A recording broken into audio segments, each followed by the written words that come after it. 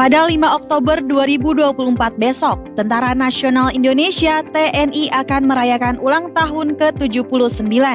Seperti tahun-tahun sebelumnya, berbagai acara mulai dari upacara, pameran alutsista, hingga unjuk kepiawaian para prajurit bangsa akan menjadi atraksi utamanya.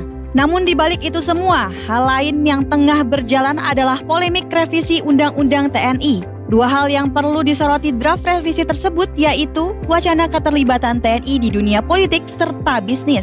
Lalu, bagaimana pandangan masyarakat tentang kedua hal ini? Ikuti diskusinya bersama Kepala Center for Intermestic and Diplomatic Engagement (CIDE) Anton Ali Abbas dalam Editorial Review.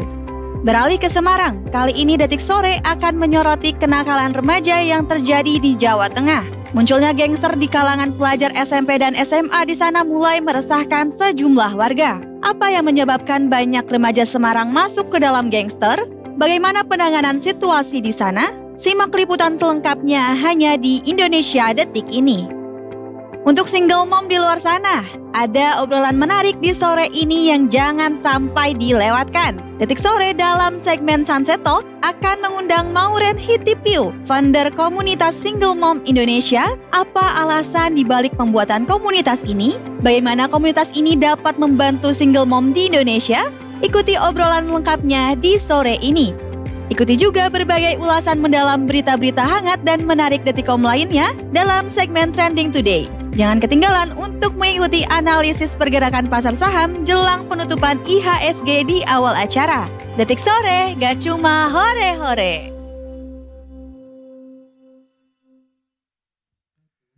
Hai. Welcome back di Detik Sore. Gak cuma hore-hore. Semangat sekali Pocut hari ini. Semangat dong, karena Jumat hari loh. Jumat. Iya loh. Ya kan, kita kan kalau hari Jumat harus semangat banget ya gak Karena sih? besoknya Sabtu. Betul. Apa rencana Bapak besok? Malam ini Malam ini kita acaranya apa Pak? Kasih Ya, tahu biasalah. acara kita Pak. malam Sabtu tuh pasti party kita lah. Gimana lagu partinya Pak? Wah. Kasian Man United. Kasian Man United. Semalam seri 3 sama. Gitu. Padahal udah 2-0 unggul duluan. Toto Mm-mm. disamain terus di comeback. Terus kartu merah Bruno, kasihan deh. Oh kasihan ya. Hari ini Iya. ada sport apa Pak? MotoGP Jepang hari ini. Oh ada MotoGP Tadi ada practice, Jepang. ada FP1 juga. Besok balapan sprint race. Minggunya balapan utama, Seninnya kita kerja. Tetap ya, Seninnya Senin. kita harus kerja ya. Satu juga besok masuk. Oh iya. Besok masuk. Besok masuk. Betul. Kasihan ya Bapak. Dicup-cup nggak? Cup. Cucu piala-piala berarti ya. Heeh. Cup. Cup. Cup-cup. Iya, Iya, cup piala-piala. gitu. Mau di piala-piala nggak? Ah jangan dong. Aduh, seru banget hari terakhir nih, Iya. Jumat. Kalau Jumat itu biasanya identiknya tuh sama macet-macet nggak sih Pak? Sebenarnya tiap hari sih Cut. Cuman gak tau kenapa emang Jumat tuh selalu paling parah ya. Iya kan, Jumat tuh selalu paling parah. Makanya enakan kalau Jumat tuh naik transportasi Umum. ya kan. Tapi kenapa umum bacanya umum bukan Karena kalau misalkan takut Umi. Iya lagi, Kasian banget abinya gak dianggap. Emang kenapa harus naik transportasi umum? Iya, soalnya kan kalau misalkan naik mobil sendiri atau motor Iya. sendiri itu kena macet daripada pulangnya terhambat ya Iya. kan. Atau stres di jalan. Stres di jalan bener, kecuali pulangnya berdua Pak. Kadang kita nggak stres kalau Iya, pulangnya iya, berdua, ada temennya, bisa ngobrol. Iya. Eh, Bisa iya. curhat-curhat gitu Bisa ya. curhat-curhat, terus, ngobrolin diri sendiri kayak hari ini gimana, kamu hari ini Iya. harinya Aduh, gimana? aku ngantuk nih. Sen kiri dulu lah balik. Oh gitu, oh Ya udah sampai rumah, makanya sen kiri makanya ya sen kan. kiri gitu. Salah satu transportasi umum yang paling Bapak sering gunakan apa Pak? Kalau gua Transjakarta. Oh Transjakarta. Transjakarta, Ya. Tapi nih ngomong-ngomong Transjakarta ya. Ah, Gue gak ngerti kenapa teman-teman gue ngomongnya naik apa? Naik busway. nah Kan busway itu nama jalannya jalannya. bukan Busway. jalan bus. Ya kan? Nah kalau begituannya nih namanya mah Transjakarta. Atau TJ. TJ. Transjakarta. Sering Sering salah. salah Iya, kan. salah Terus paham. yang salah jadi gue. Salah busway cut. Gue kok kayak Ini gue yang Berarti kalau error ya. naik busway berarti di jalanan begitu dong. Iya. Lu ngapain bang naik busway? Iya kan? Iya kan? Iya kan Lagunya makanya. apa nama lagunya? I did it. My way, busway ampun, diganti. Ampun. I did it Ketahuan busway. Keren. Nah, tapi kalau gue tuh wah, ada yang mana coba? Terus apa? Ya udah, tapi kalau gue tuh salah satu yang paling pingin gue cobain Apa? sebenarnya adalah KRL. Tahu nggak kenapa? Kenapa emangnya? Karena gue belum pernah naik KRL. Ah masa? Belum pernah. Dalam kota? Iya, Luar belum kota? pernah. Belum pernah. Lintas pulau? Lintas pulau pernah zaman Yang dulu pas dari SD. dari Laos sampai ke Rusia belum pernah juga. Ada kereta yang itu, kereta yang paling jauh itu rutenya. Pak, yang di sini Serius? aja belum, apalagi yang di sana, Pak. Bapak juga ngadi-ngadi. Ada-ada aja, Bapak. Iya, cuman penasaran banget kayak gimana. Soalnya kan ini hari Jumat, apa hari ini ya? Cuman kan pulang kemana nih KRL? Emang rumah di mana? Hah? Rumah di mana? Di South Area. Oh di selatan. Mm-mm. Oh ya ampun, anak gaul selatan ya. Tapi kan kalau naik kereta itu setahu gue Cut, kayaknya lagi rame soal ini loh yang sesuai NIK.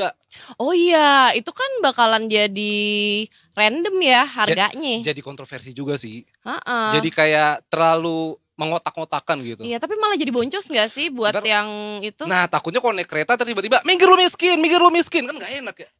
Pak. I so sweet. Maaf. Ya kan? Ya kan? lucu. Dia gak minggir lu miskin. Iya. Karena ini Detikers, dia juga udah rame sebenarnya dari beberapa hari lalu gitu ya. Jadi memang subsidi tarif KRL berbasis nomor kependudukan atau NIK itu sebenarnya batal diterapkan tahun depan. Iya, oh batal Dan ya. masih batal sih, dan Kemenhub juga belum ada perubahan gitu. Walaupun kemarin sempat rame itu kan, sempat rame di Iya. sosmed juga kayak lah kalau gitu ya gimana ya, maksudnya kita kan transportasi umum kan semuanya seragam kan Cut. Maksudnya Iya, nggak ada yang kayak nggak ada iya. yang miskin. Minggir lu miskin. Gitu. Dia mencet lagi. Bayar lu mencet Oh iya, aja. bayar. Gitu. Oh video KRL belum Oke. selesai ya, tapi memang ini gua lanjutin aja ya. Iya. Direktur Jenderal Perkeretaapian Kemenhub Rizal Wasal menegaskan belum ada perubahan soal isu pengurangan anggaran subsidi KRL di Oke. 2025. Begitu pula dengan rencana penerapan subsidi tiket komuter lain berbasis NIK. Jadi Oke. memang isu perubahan penyaluran subsidi tiket KRL menjadi berbasis NIK ini muncul dalam dokumen Nota Keuangan APBN 2025. Tertulis bahwa PT KAI mendapatkan anggaran subsidi Public Service Obligation PSO senilai 4,79 triliun, Oke. salah satunya untuk KRL komuter lain. Akan tetapi Presiden Jokowi juga mengaku belum tahu rencana tersebut, Detikers. Ia berdalih belum ada rapat untuk mengubah skema pemberian subsidi tiket KRL mulai 2025. Tapi kalau menurut gue sih kalau ngomongin KRL kita harus berterima kasih kepada Bapak Ignatius Jonan. Karena kan Kenapa? beliau yang merevolusi sistem KRL Cut. Iya. Kayak dulu kalau misalnya gue sering ngobrol sama Detik Finance tuh, Aha. kan dulu kan kalau naik kereta kita kan sekarang ibaratnya kereta Indonesia dulu nih, kereta Iya. Indonesia dulu tuh kayak ibaratnya kereta di India sekarang. Yang masih ada angker naik di atap anak kereta, Oh iya, ya kan? iya. Naik di atap, terus masuk stasiun pakai calo, ya Iya, kan, iya. merokok sembarangan, WC-nya kayak begitu. Dulu gue pernah, karena gue dulu kuliah di Depok kan, naik kereta itu bareng sama ini ayam. Bukan kaget Oh, ya, iya? ayam itu kan kaget ya. Iya, kalau itu kan Ini kaget, ayam ini beneran, ayam beneran. ayam beneran di bawah Oh, gitu oke. gue. Lah, maksudnya emang separah itu, tapi kan Pak Ignatius Jonan kan mengubah semuanya kan. Bahkan Iya. kalau di Tikers juga cari di YouTube tuh banyak banget Pak Jonan bilang kalau pertama kali ketika dia suruh membenahi KAI ini adalah dengan membersihkan toiletnya. Oh iya, penting loh Penting itu. banget. Itu Jadi dari penting. situ akhirnya pelan-pelan semuanya, dan sekarang KRL nyaman banget Cut. Iya, jadi proper ya. Makanya jujur gue tuh pingin banget cobain Cobain naik lah. KRL. Karena kayak belum pernah kan, experience juga. Cuman kan tahu ya KRL walaupun sekarang udah seproper itu tapi kan tetap ramai. Iya pasti dong. Betul kan? Kalau sepi kuburan. Benar juga ya Pak ya. Nanti krik Iya. gitu. Agak takut juga kan. Nanti ayam. Kan? Bener nggak Pak? Iya bener. Nah, makanya tapi penasaran kalau misalkan KRL itu tuh sebenarnya kayak dia akan full terus dari Senin sampai Minggu, atau sebenarnya tuh ada Kayak sebenarnya jadwal-jadwalnya nggak kalau sih? transportasi umum sih Minggu biasanya nggak serame Senin sih. Masa Biasanya sih? nggak serame. Tapi kalau misalkan Kecuali pas CFD tuh, kan orang-orang Oh, kan iya. CFD biasa kan naik misalnya ke Senayan naik busway dulu dari mana gitu. Karena kan nggak boleh bawa kendaraan kan. Paling rame itu doang sih. Tapi kalau gue di pikiran gue kalau misalkan Sabtu Minggu orang tuh misalkan dari Jakarta mau ke Bogor. Bisa jadi. Naik KRL jadi rame juga tapi rame keluarga. Iya, ya iya, kan, iya, bukan iya. rame pekerja, Pekerja, kan iya, bisa aja kan gitu. Cobain lah. Cobain kali ya. Cobain Cut. Temenin dong. Langsung ke Banyuwangi kalau nggak salah. Nah dari Banyuwangi langsung ke Bali nyebrang. Enak banget tuh. Oh, kok tiba-tiba jadi jauh ya? Kan kita juga cuman pingin cobain ke Bogor, tiba-tiba jadi Banyuwangi. Depannya emang sama-sama B sih, Pak. Iya, Cuman benar. apakah itu wise untuk dilakukan gitu? Apakah saya segabut itu? Ya kan? Gila, gabutnya ke Bali Gitu. Detikers beda banget emang sama kita. Iya, emang. Kalau gue gabutnya emang ke Bali.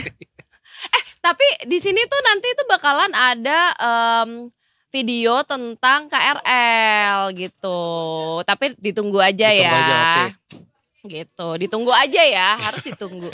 Pokoknya nggak boleh kemana-mana, harus ditunggu.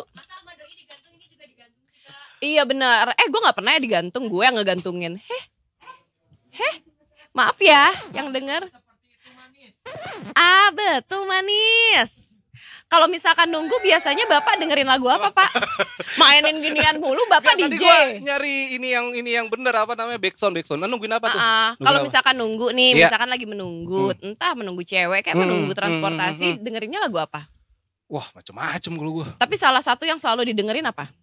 Yocen Amos. Oke, Itu coba lagu nyanyiin deh Ambon. Pak. Jangan dong, gua nggak sebagus itu suaranya. Bisa. Ada bisa. Yocen Nggak Amos apa-apa, deh. nggak enak apa-apa, nggak gue. apa-apa. Yuk 1, 2, 3. Nah, jadi Zulhas membeberkan ngerinya dampak inflasi Detikers. Ini masuk market review aja lah ya. Tiba-tiba masuk market review ya. Iya, boleh silakan. Ini kan juga rame nih Cut kemarin apa iya. ngerinya dampak deflasi. Kan kalau inflasi kan harga barang tinggi kan. Iya. Kalau deflasi ya sebenarnya harga barang turun tapi juga daya belinya turun gitu. Jadi Menteri Perdagangan Zulkifli Hasan buka-bukaan ngerinya dampak deflasi di Indonesia. Selama 5 bulan berturut-turut deflasi sudah terjadi di Indonesia yang artinya harga-harga kebutuhan pokok di tengah masyarakat mengalami penurunan. Menurut pria yang akrab disapa Zulhas ini, deflasi bisa memberikan dampak buruk bagi khususnya petani hingga pedagang pasar di Indonesia. Hal itu terjadi karena harga beli produk yang menurun bisa membuat keuntungan petani dan pedagang turun.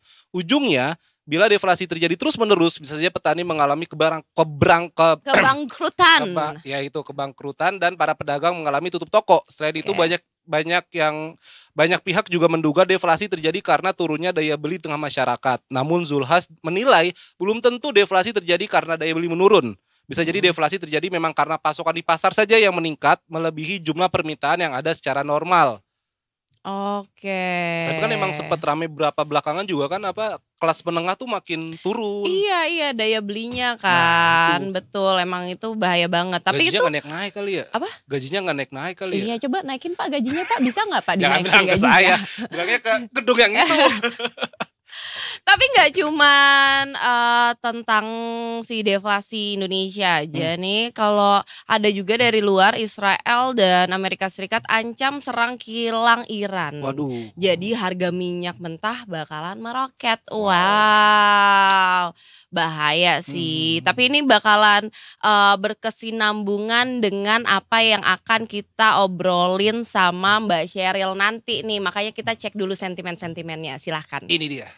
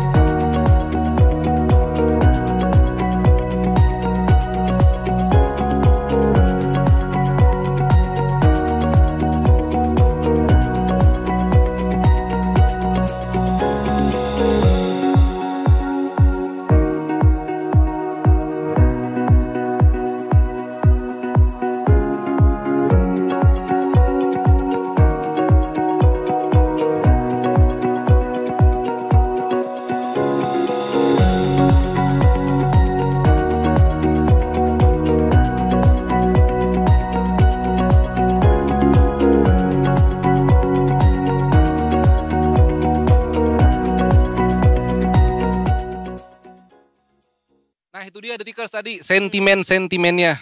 Dan kita sudah kedatangan Mbak Sheryl dari Investasiku. Halo selamat sore Mbak Sheryl. Hai Mbak Sheryl, apa kabar?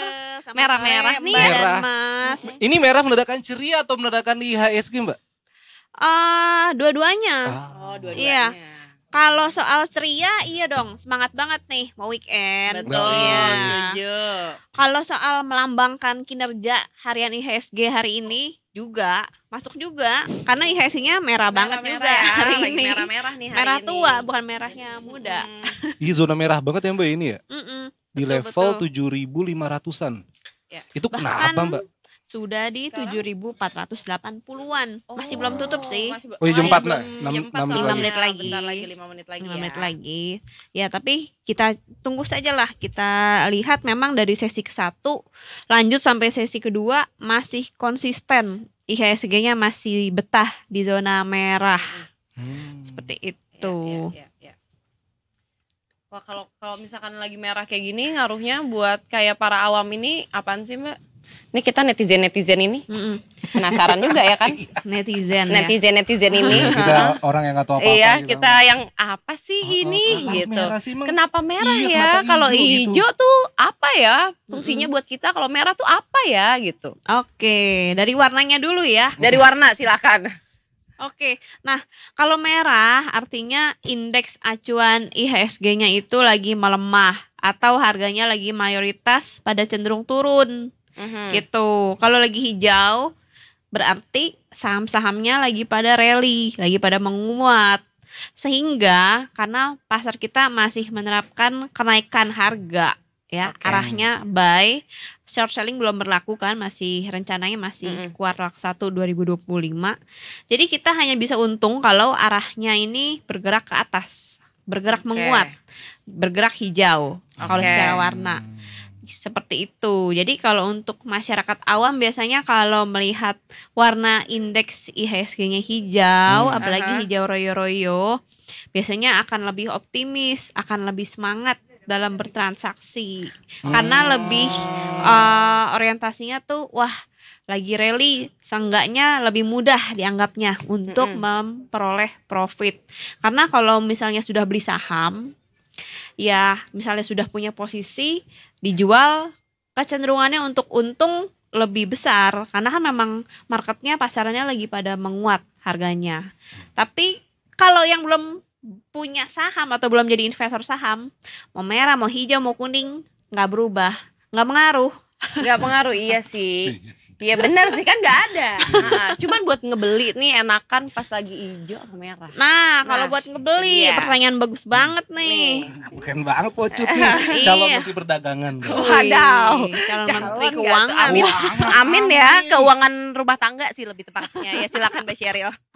Oke, kalau yang masih baru mau mulai transaksi atau yang belum, nah justru kalau market lagi koreksi itu peluangnya. Jadi bisa beli saham-saham bagus, saham-saham yang punya kinerja keuangan bagus, yang profitabilitasnya oke, yang secara nilai, valuasi, nilai perusahaannya itu juga masih murah dengan harga yang diskon karena kan lagi merah, lagi turun harganya. Sehingga saat marketnya nanti berubah hijau, berubah menjadi menguat sentimennya, untungnya akan lebih banyak. Karena kalau kita beli lagi hijau, indeksnya lagi tinggi-tingginya, ada kalanya pas kita mau jual malah harganya turun. Karena kita belinya sudah ketinggian harganya. Kalau lagi koreksi, sebenarnya lagi diskon. Contoh, misalnya kita beli kopi di bawah 50.000. Contoh ya. Lalu dikasih diskon nih karena overload, misalnya kapasitas kopinya lagi overload atau lagi ada kepanikan nih, tokonya mau tutup cepet. Gitu. Diskon deh jadi 40.000 aja. Nah, orang kan akan cenderung lebih murah nih daripada biasanya. Beli deh gitu. Belinya juga lebih optimis.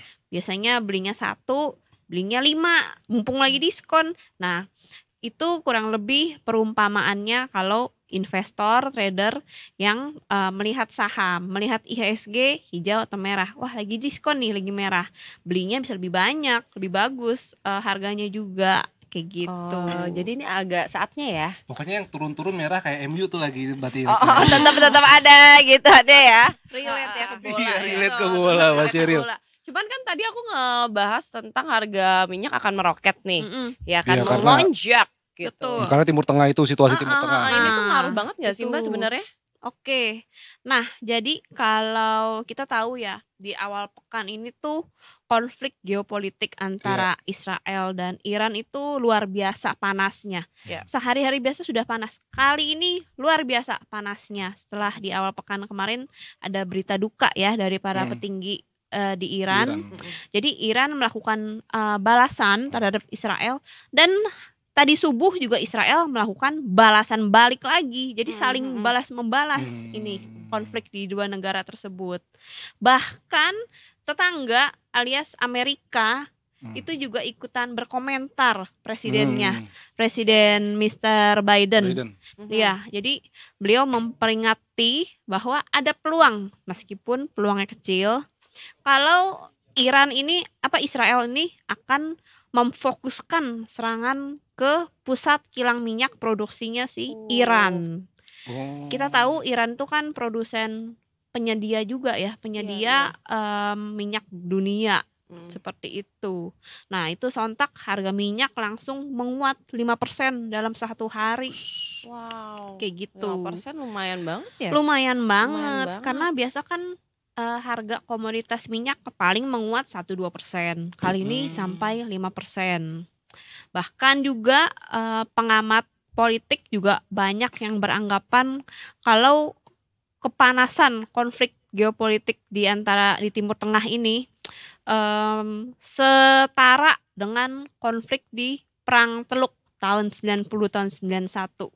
Oh iya. Seperti itu. Itu kan salah satu rekor juga ya. Perang yang paling mengguncang dunia juga seperti itu. Iya, benar. Jadi kekhawatirannya sampai ke sana. Nah, selain soal ya emosi, soal politik, ini juga bisa berpengaruh sama ekonomi global, termasuk Indonesia. Karena para ekonom juga melihat kalau harga minyaknya naik terus seperti ini, contoh dengan serangan tersebut, saling balas-balasan tersebut aja udah naik 5%. Iya, 5%. Udah ke minyak mentah udah ke 77 US dollar per barrel. Iya. Ini bisa memicu inflasi di Amerika dan Eropa. Akhirnya harapan investor untuk bank sentral dunia dari The Fed, Eropa untuk menurunkan suku bunga bisa pupus kalau misalnya inflasinya kembali naik lagi. Gitu. Nggak jadi turun, yang ada bisa jadi suku bunganya malah naik. Kita kredit beli rumah jadi lebih mahal lagi. Nah itu berarti ngaruhnya langsung kita tuh ke situ ya, suku Bank Dunia ini Mbak, yang mengaruhi kita sebenarnya. Karena Bank Amerika, Eropa, kalau mereka menahan suku bunga atau nggak jadi nurunin, bahkan naikin, pasti kan Bank Indonesia juga akan ikut, akan mengambil tindakan yang sama. Padahal kita sudah pemerintah Indonesia sudah berusaha memacu konsumsi dalam negeri, konsumsi kalangan kelas menengah khususnya yang selama ini sering diberitakan itu, untuk mengucurkan stimulus PPNDTP soal properti. Jadi pajaknya ditanggung sama pemerintah. Tapi nilainya batasnya sampai harga 2 miliar rupiah ya. Nah, tadinya kan banyak juga nih yang sudah berandai-andai, wah mumpung nih momentumnya ada PPNDTP sampai akhir 2024. Apalagi suku bunga mau turun nih, meskipun sekarang belum turun ya suku bunga di bank kreditnya ya. Kalau di bank sentral sudah, tapi kalau di bank realnya belum. Memang perlu waktu penyesuaian gitu. Ya bahkan BBM kemarin juga turun kan Mbak ya? Iya. BBM turun kan Mbak? BBM turun karena harga bulan lalu minyak kita sempat di 68, 66. Sekarang kalau sempat sampai ke 77, prediksi saya sih BBM kita bulan depan naik. Wah, cepet banget. Kita isi bensin yuk sekarang. Ayo mau di ini ya. Bulan depannya itu Oktober atau Desember berarti Mbak? November dong. November. Ada Oh, iya. lupa Enggak. skip ya November. Iya. Oh iya. Kan ini baru Oktober Ini baru Oktober, Iya. awal Oktober ini. Kemarin, Iya, BTW ini udah jam 4, Mbak. Oh iya, Udah jam 4. Gimana nih Oke, highlights oke. hari ini, Mbak? Oke, keseruan nih bahas soal minyak ya. Jadi Iya. lupa Nah. nih kamu minyak. Zaman dulu banget. Jangan dulu banget. Minyak. Oke, market IHSG kita sudah tutup untuk perdagangan hari ini, ditutup di level 7.496,09 Oke. atau melemah 0,63%. Jadi tetap ya masih bertahan di zona merah untuk di awal pekan bulan Oktober ini. Lalu juga kita lihat level support 7.500 tuh sudah tertembus meskipun agak tipis ya. Kita lihat di pekan depan juga banyak sentimen sih dari domestik maupun dari global. Kita perkirakan itu juga yang membuat pelaku pasar tuh bersikap risk on ya, bersikap risk off, menghindari risiko. Jadi saham kan termasuk instrumen yang beresiko moderat. Dengan kekhawatiran konflik Timur Tengah, jadi pasar tuh memfokuskan mengkonversi portofolio investasinya ke cash dulu dibandingkan ke saham yang beresiko. Satu. Yang kedua, apalagi juga di pekan depan dari domestik itu banyak tuh rilis data ekonomi, mulai dari cadangan devisa, penjualan retail dan lain-lain. Lalu juga kita lihat China ya. China kan lagi libur nih marketnya sampai tanggal 8 Oktober. Tapi Eropa mulai kembali mencari gara-gara ya, tanda kutip ya.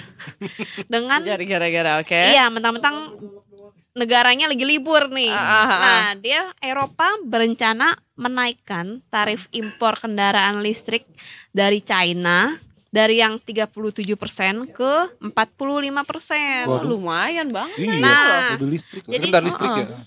Ya, kita tahu sekarang China kan salah satu produsen utama kendaraan listrik global. Kita tahu dengan harganya yang terjangkau, dengan fitur-fiturnya, Eropa juga terlihat gerah ya, sesama produsen kendaraan kayak gitu. Jadi kita lihat memang lagi banyak sekali sentimen negatif di bursa saham global. Lalu di pekan depan dari global juga hampir setiap hari ada komentar dari para pejabat The Fed.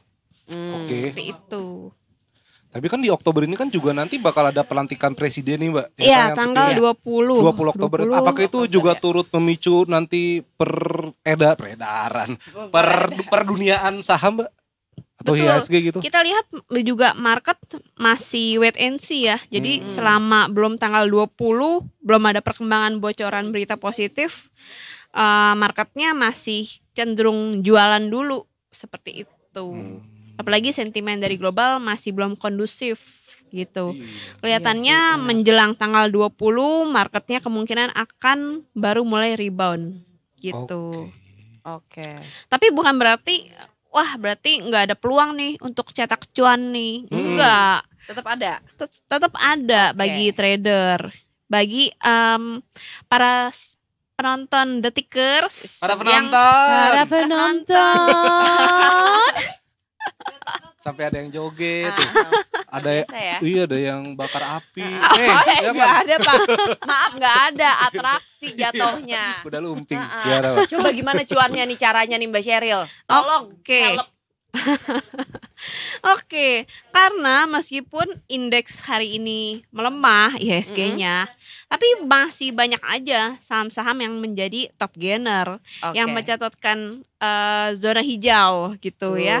Sektor-sektor yang menguat juga masih banyak gitu. Nah, untuk minggu depan hari Senin, kita perkirakan sektor energi ini akan masih terus menguat nih. Hari ini sektor energi juga jadi runner up top gainer. Energi. Karena tersulut itu juga sentimen kenaikan harga minyak. Sampai 5% tuh luar biasa signifikan dalam satu hari. Kita lihat saham-saham yang terkait minyak dan gas tuh hari ini menguat. Seperti itu. Batu bara juga sebagian ikutan juga sentimen positifnya. Jadi kita lihat sentimen itu masih akan berlanjut ya. Sambil kita juga nanti malam nih mencermati berbagai data tenaga kerja dari Amerika Serikat. Ada tingkat pengangguran, ada data tingkat upah dan lain-lain. Itu juga akan dicermati sama pelaku pasar. Dan pastinya juga perkembangan konflik perang ya di Timur Tengah. Seperti itu. Jadi energi ya. Kalau misalkan yang lagi kira-kira bisa nih dibeli saat ini nih, yang lagi agak bisa nih. Yang lagi diskon. Yang lagi diskon ya bahasanya ya, kita yang lagi diskon kira-kira apa nih, Mbak? Oke. Nah, hari ini sektor yang melemah paling signifikan itu ada sektor teknologi. Oke, teknologi. Teknologi melemah 2% dalam satu hari. Kita lihat, kalau kita breakdown, kita lihat lebih rinci, yang berkontribusi paling besar pada penurunan sektor teknologi itu saham Goto. Poinnya paling besar. Oke. Jadi kita lihat memang Goto nih dalam beberapa hari terakhir lagi dijual-jualin sama investor asing dalam porsi yang cukup besar. Oke. Kayak gitu. Jadi kalau kami sih rekomendasikan untuk di wait and see dulu untuk Goto. Jadi kita tunggu sampai dia menyentuh ke level bottomnya. Sampai puas lah si sampai asingnya nih Iya. jualan. Ya, karena kan Oke, dijualin oke. gede-gedean, Iya pasti sih, ada benar. batu di balik udang kalau begitu. Udang di balik batu, Pak. Kan di balik bakwan. Balik Waduh, bakwan enak sih. banget Bakwan lagi. udang. Bukannya bakwan jagung. Nah ini juga jadi kontroversi di tengah masyarakat. Bakwan jagung apa bakwan udang? Kalau Mbak Campur Ceril aja. enakan apa? Campur aja dua-duanya. Udang Ngapain jagung milih? gitu? Iya. Kan rasanya aneh dong. Enggak ya? Manis. Udang rasanya udang kan? Iya. Pak, kalau bukan, udang iya, rasanya stroberi saya juga Maksudnya bingung. udang kan asin. Iya, jagung manis. Kalau gue tim bakwan jagung. Oh. Mbak Ceril campur. Iya. Oh, gua mendoan. Wah, emang beda ya. Tapi kalau misalkan dari segi bahan baku nih, Nah, coba gimana? enggak, bukan yang soal bahan baku juga soal deflasi Mbak sebenarnya. Tadi kan juga sempat gue bacain tuh yang di awal Iya, tuh iya, ada iya. deflasi dan juga sekarang tuh omongannya tuh apa? Oh iya, berarti begini takutnya nggak boleh ngomong, kita kan takut tiba-tiba sniper ya? Enggak deh. Silakan, iya kan Iya, tadi Mbak. lagi deflasi kan. Deflasi dan juga kan Bu Sri Mulyani juga bilang nih kaum menengah nih mulai turun nih. Iya, Jadi iya, daya ibaratnya belinya. nih saya mengutip Detik Finance Mm-mm. quote-nya ya. Jadi ada dua indikator, yang miskin naik tapi yang kelas menengah turun. Mm-mm. Itu gimana Mbak melihatnya? Nah, ini memang menjadi pro dan kontra ya. Memang data soal inflasi, soal deflasi beberapa bulan terakhir ini. Karena kita juga tahu ada pemberitaan bahwa kepala daerah ini diberikan semacam hadiah supaya bisa melaporkan kalau datanya tuh deflasi. Ini sudah banyak diliput juga di media ya, Iya, datanya iya, bisa iya. googling. Nah, itu juga masih kita pelajari lebih lanjut nih. Jadi datanya seperti apa realitanya di pasar. Tapi kalau kita cermati data lainnya kayak dari PMI manufaktur, lalu dari data penjualan retail. Nah, kita nggak sepenuhnya setuju juga kalau ini terjadi deflasi karena penjualan retail masih tinggi. Lalu indeks keyakinan konsumen masih tinggi meskipun betul PMI mengalami perlambatan bahkan di bawah level 50, artinya terkontraksi kayak gitu. Lalu balik ke soal bakwan jagung, ya. Oke, balik ke soal bakwan jagung. Ada apa? Iya, karena kan konon katanya pengaruh deflasinya nih dari keberlimpahan pasokan panen Pangan, raya. iya, Apalagi betul. juga ada subsidi pangan sehingga harganya dengan cadangan yang begitu melimpah, jadi harganya turun. Jadi ya lebih oke bakwan jagung. Oke, jadi bakwan jagung lebih oke. Tapi kita nih kan Lebih kebetulan bakalan dibawain bakwan jagung tapi enakan Mbak Sheryl. Kita sambil nonton ini liputan temen kita, Nadia. Penasaran nggak? boleh. KRL. Siap. Mau nonton nggak Mbak? Mau dong. Mau, kita yuk Bakwan langsung. jagung yang mana tadi? Siapin dulu. Coba, mana bakwan jagungnya dibawain ke sini ya. Silakan.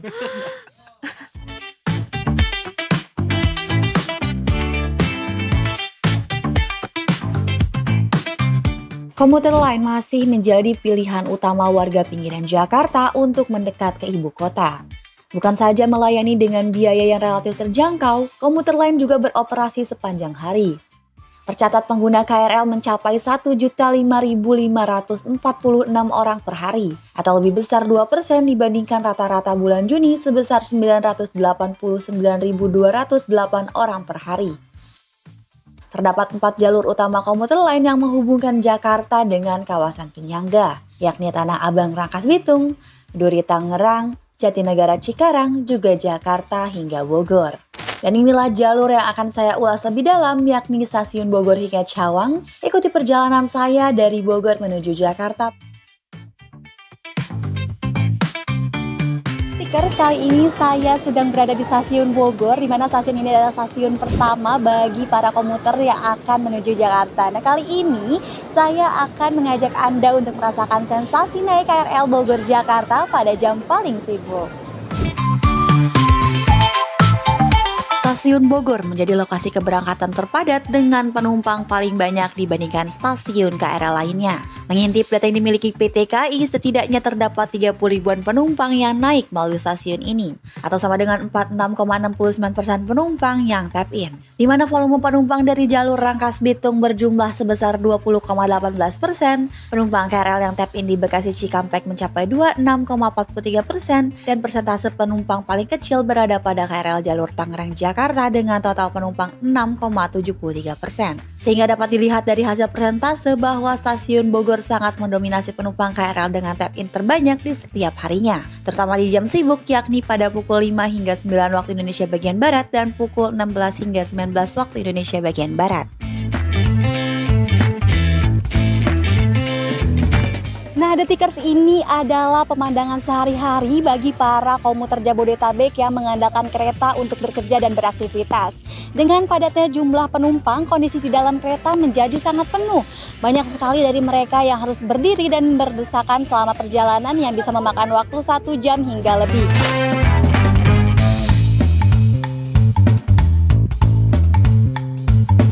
KAI Komuter menyiapkan 1048 perjalanan per hari dengan jam operasional pukul 4 hingga 24 waktu Indonesia bagian Barat untuk memastikan mobilitas yang efisien bagi pengguna. Dikarenakan stasiun Bogor menjadi stasiun awal dengan penumpang paling banyak, maka dari itu PT KAI memberikan 379 perjalanan untuk komuter lain Bogor Jakarta. Di line kedua, KRL arah Cikarang menawarkan 260 perjalanan, sementara Rangkas Bitung memiliki 199 perjalanan, Tangerang menyediakan 124 perjalanan, dan Tanjung Priuk 86 perjalanan.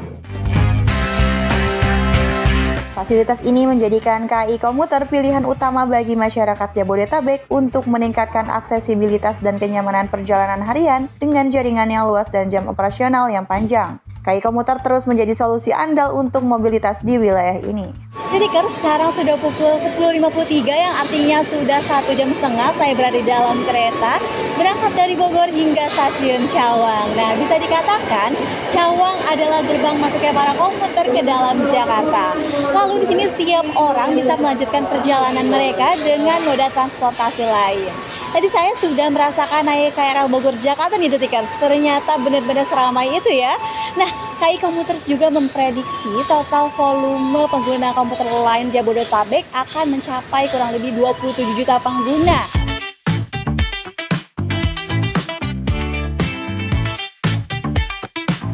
Punya anak deh, saya udah bolak-balik dari kereta yang pada naik di atas tuh, kereta biasa ekonomi itu pada naik di atas itu sampai sekarang. Karena pertama mudah terjangkau, terus harganya juga murah, dan kalau kemana-mana saya sih lebih nyaman pakai KRL ya, karena emang jalur rumah saya tuh dilewati sama KRL gitu, jarang yang memang bis atau Transjakarta.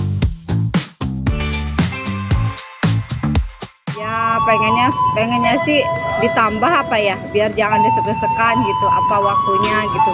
Pokoknya biar jangan sampai kayak sekarang sering desek-desekan, apalagi kalau pulang kantor itu penuh banget desek-desekan, dan itu sampai gak bisa nafas kayak gitu. Jadi harapannya ditambah lagi jalurnya gitu yang ke Tanah Abang, karena kan sejauh ini dari Bogor adanya kota doang ya gitu.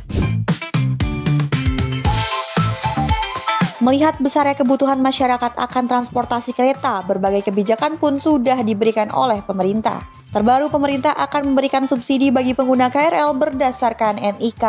Mengutip dari Detik Finance, Kementerian Perhubungan menyebut skema pemberian subsidi berdasarkan NIK ini dinilai akan lebih tepat sasaran. Namun, polemik terlanjur muncul di tengah masyarakat menyambut stimulus yang tengah digodok ini.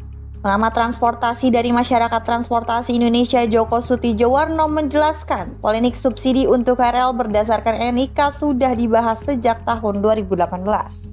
Akhir-akhir ini, dalam minggu terakhir ini adalah ada polemik subsidi nantinya untuk KRL itu berdasarkan NIK.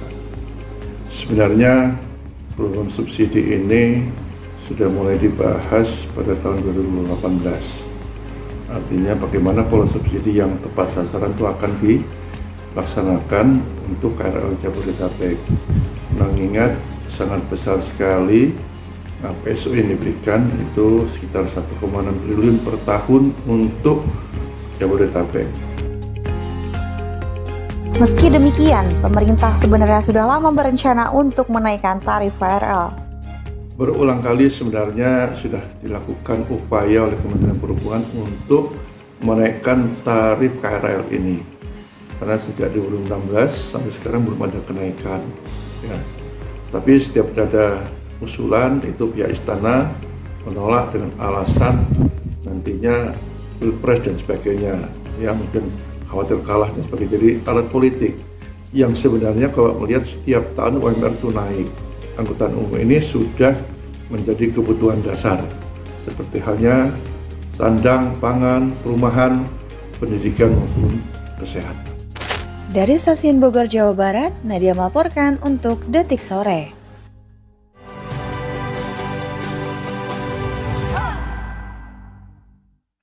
Ya, selamat datang di Detik Sore. Enggak cuma hore-hore. Nah, hari ini kita mau ngebahas tentang Enggak, suara lu gitu kenapa? biar seksi. Emang mau jadi TNI emang ya? Mau tegap kekar gitu? Iya harus kayak gitu. Ngebacainnya harus gini. Jadi hari ini catatan refleksi. Oh, tiba-tiba anchor. Jatuhnya bukan TNI anchor, Pak. Lagi Iya santai. kan? Iya. Tapi suka deh kalau TNI kan keker. Iya benar-benar. Apalagi selain keker. TNI itu selain keker kuat. Kuat. Wah. Keker bersinggungan dengan kuat. Iya sih, selain Selain itu apa, Pak? menjaga perdamaian. Perdamaian. Ih, ketahuan umurnya ya. Iya benar. Nah iya, kita tuh hari ini mau ngebahas tentang catatan refleksi HUT ke-79 TNI, ya nggak sih? Top. Tapi kita nggak bakalan cuman berdua doang, karena apalah kita cuman sebutir netizen. Sebutir debu kita. Sebutir netizen, sebutir debu, Debu ya. benar Grup band. benar. Hah? Debu. Iya. Lagunya Tahu kayak ya? lagunya kayak gimana, Pak? Debu itu Umi. Umi jatohnya.